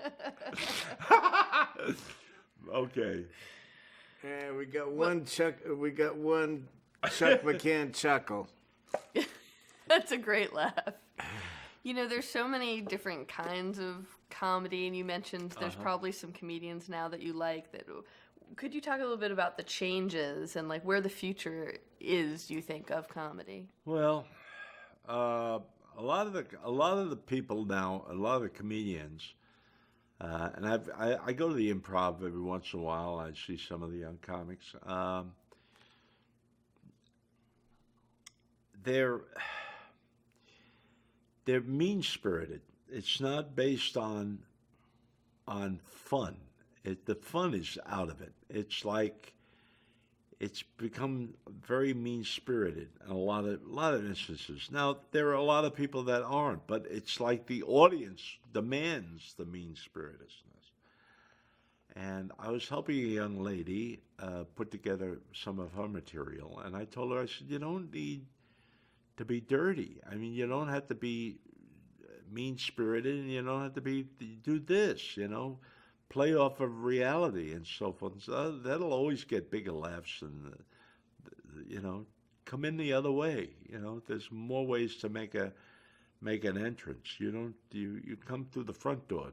You don't have to come through the back door.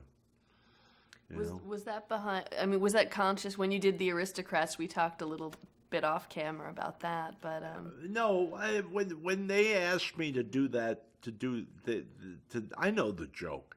And I saw that originally done with Gilbert Gottfried. Gilbert, to me, is drop-dead funny. I mean, that man has a funny bone in his body. I mean, a lot of people can't stand that yelling that he does, But to me, I love him. And he's great. He's wonderfully insane, I love insanity too. I love it when you take it to that level. John Lovitz is also a big. I was with him last night. He's a terrific comedian. I love him. And Phil Hartman, who is, God bless him. My wife discovered Phil Hartman. I did originally at the Improvisation. We went to see him not the Improv, at the Groundlings, and. I saw a couple of comedians there, and I said to Betty, I said, that man, stand alone, is a genius. He's gonna do very, very well. So Betty went over and introduced herself to him, and then he went with Betty for commercials.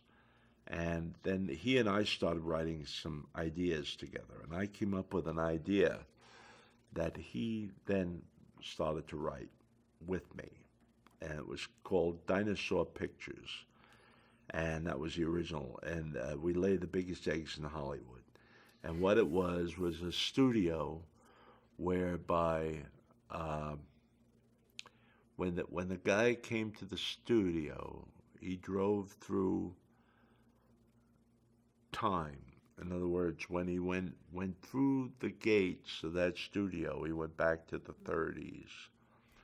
And I always had that idea. I wrote another piece called Shadowland, which is one day I'm going to do.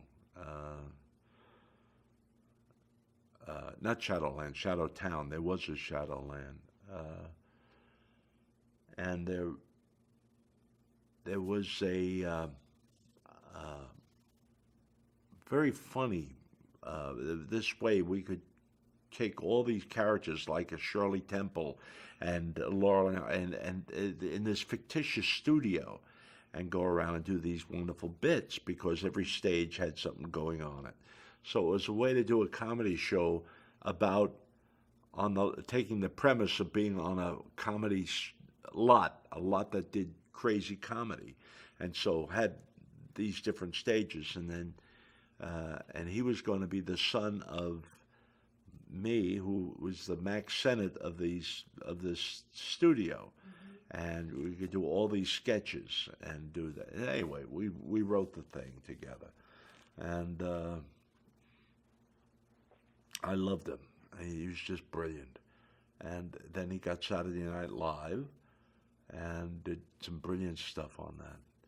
And we had dinner with him many times. In fact, not too long before the accident, the murder and suicide. It was just devastating. I met her not too long before that at a mall down here, and she seemed fine. You'd never think there was anything going wrong. He was taking up flying lessons. He just got a boat. He was out running around with the boat and doing scuba diving and stuff. He was getting himself into shape. Why that happened is only the guy upstairs knows, You think maybe comedians have a little bit of extra hide, a little bit of a facade that they can... Well, you have to. You get kicked in the balls so often. Right. That's why when I retired, I said I don't want to do it anymore. But I wound up, I did so much television, if you look at IMDb, and I never stopped doing movies or television. I still do. They call me up, and I'm there. If I get a call from Walt Disney, I'm down there doing some voices for Winnie the Pooh or something like that. I did all the DuckTale voices for the Beagle Boys. I'm Parker. I'm Bouncer. I did Duckworth. Oh dear master, you were doing Louie. Did that. I did the Cool McCool, which was written by Bob Kane, and who created Batman. And I worked with so many wonderful people in the animation business. Mel Blanc. Hey, hiya, Doc. What we all wound up doing. Don't hurt my little body, please, Doc. Originally, I created the voice of the Cuckoo Bird for Cocoa Puffs. My favorite. For commercial. Ho, go for Cocoa Puffs. Go for Cocoa Puffs. Go for Cocoa Puffs. Come here, Sonny, and have some more Cocoa Puffs. Yes, that boy goes crazy for Cocoa Puffs. Okay. Did that, and, just a lot of animation. I love animation. I do a lot of that. And I still do that because and now I'm doing a lot of games. I do a lot of they call me up and Video. like Margaret Tang, she calls me up and says, "Would you come over and do Spider-Man?" And so I go do, some serious voices. Yes, you have no chance of getting out of this alive. I do that stuff. Or I do. I'm the voice of the Fantastic Four. It's clobbering time. Ben Grimm, the Thing. A lot of stuff. I mean, you've had such a long career and you've done so many things. Is there one thing Well, that's because I love it all. Yeah. I'm a pig. A ubiquitous pig. Yeah, I believe to make a living in this business, to survive, you got to do it all. I know there are a lot of people that go, when I first got The Heart is the Lonely Hunter, and then I went off and I did High Guy in the Medicine Cabinet, my manager went berserk. He went, "What, are you kidding? You just blew your movie career." I said, "No, I'm not going to shut that door. That door, I don't want to close doors. I keep all my doors open. Because I don't know how long my movie career, who needs it? I'd I'd rather be happy doing what I'm doing, and I do what I'm happiest doing, you know. So if it's a voice of a game or it's this, I have a great joy in the studio doing my stuff. And whether I'm on camera or I'm off camera, yeah, it doesn't matter. Doing a commercial, doing a movie, doing Starsky and Hutch, or I'm doing The Aristocrats, or I'm doing, you know, you name it. It's all fun. Bonanza, you know, had a lot of fun doing that. Yeah.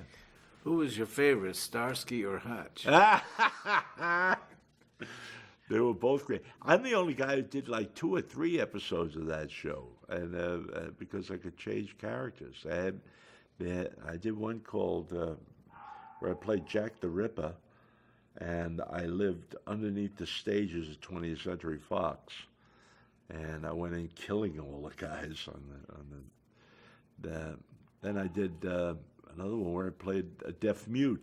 Again, you're put in that bag. You know, what out here in L.A. and Hollywood, they like to put you in a bag. If you're known for playing a deaf mute, you're going to get about 14 requests for playing deaf mutes. You know, and I did another deaf mute on Little House on the Prairie, and Michael Landon, who was what a doll he was. I mean, what a sweet man.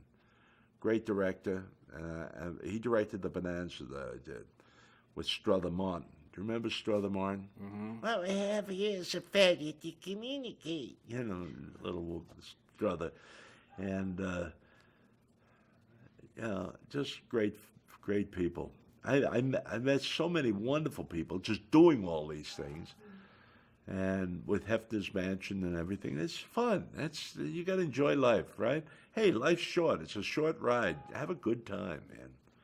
You know, my buddy Gene Autry and my friend Monty Hale used to say it's such a short old ride. And it is a short old ride. So have a good time while you're doing it. You know, enjoy yourself.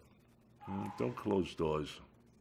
Is there any one project, he knows I have one more, any one project or performance or film or just event in your life that you are just proudest of or bringing to life a character? No, as I say, all of them are. And I've never been ashamed of anything I've done. Sometimes I'd go, you know, I'd sit in the screening room and I'd go under the seat on some things. But I'd say that could be better. Not that they're terrible. I wouldn't have done them if I thought they were terrible. You know, I don't think I would have. I don't know. But I just do the best I can. And there are things that I would love to have done, like this Arbuckle project. I wanted to do that. It just wasn't in the cards. Minta Dufee Arbuckle, who was Freddie Arbuckle's widow, called me after she saw me in Hard as the Lonely Hunter, and she said, "I'm sure that you're." She said, "I saw my husband in you." She said, "Are you sure you're not reincarnated?" And she said, "But she wanted to know when I was born." And I mean, it was unbelievable. I was scary, and she was a Keystone Cop. She was quite a comedian and a wonderful lady. I was flattered. But I was about to do it on NBC on a show called Moviola, where they were going to do Marilyn Monroe, and at the last minute they canceled. They had me all. I was all ready to do it, and that was the end. You know, it's like Mae West. I was talking to boys the other day about Mae. Mae spent many a night in this living room because Betty was representing her. And she did her whole entire act right over there at that couch. And so she signed that to us, and she was in love. So she said to Betty, one night she was here, it was raining, and I was at AFI speaking, and she said, "Where's your husband?" And Betty said, "Oh, he's at AFI talking." She said, "Oh, I hope he comes by." She says, "You know, I really love your husband." She says, "He reminds me of my first love and my mentor, and there was a man that was her manager and helped her. That I later, it wasn't like 6 months to a year after she passed away, that I'm over at MGM playing W.C. Fields to her, to Angeline's Mae West. It was like deja vu. It was like, wow. You know, I knew. I'm looking at Annie and I'm saying, you know, I knew her. I knew her, this woman, you know.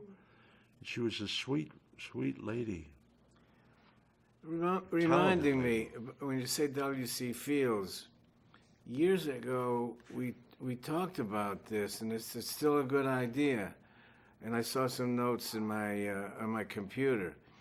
Remember we talked about the W.C. Fields big word book, a way of people. Yeah. Somebody would say, "Excuse me, I want to leave," and he would say, "One side, Roland, you're obviating my egress."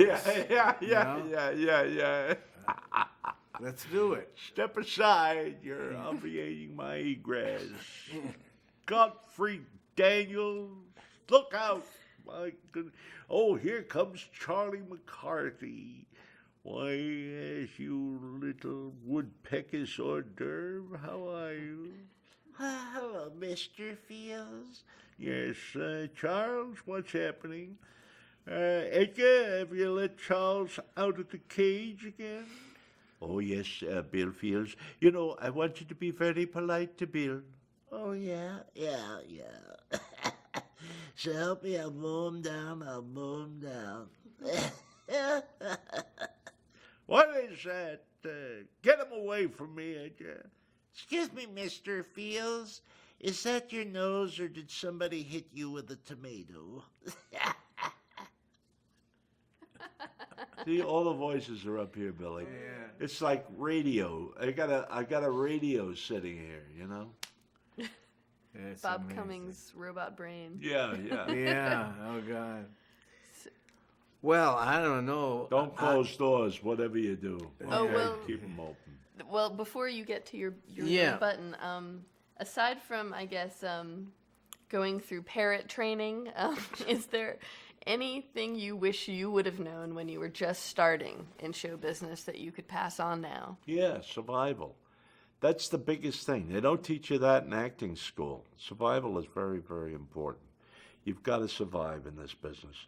And my wife used to, if somebody would come to Betty, who was a new client, and they said, "Well, what do you do?" She said, "Well, I'm working as a waiter, or I've got a job, and I've got."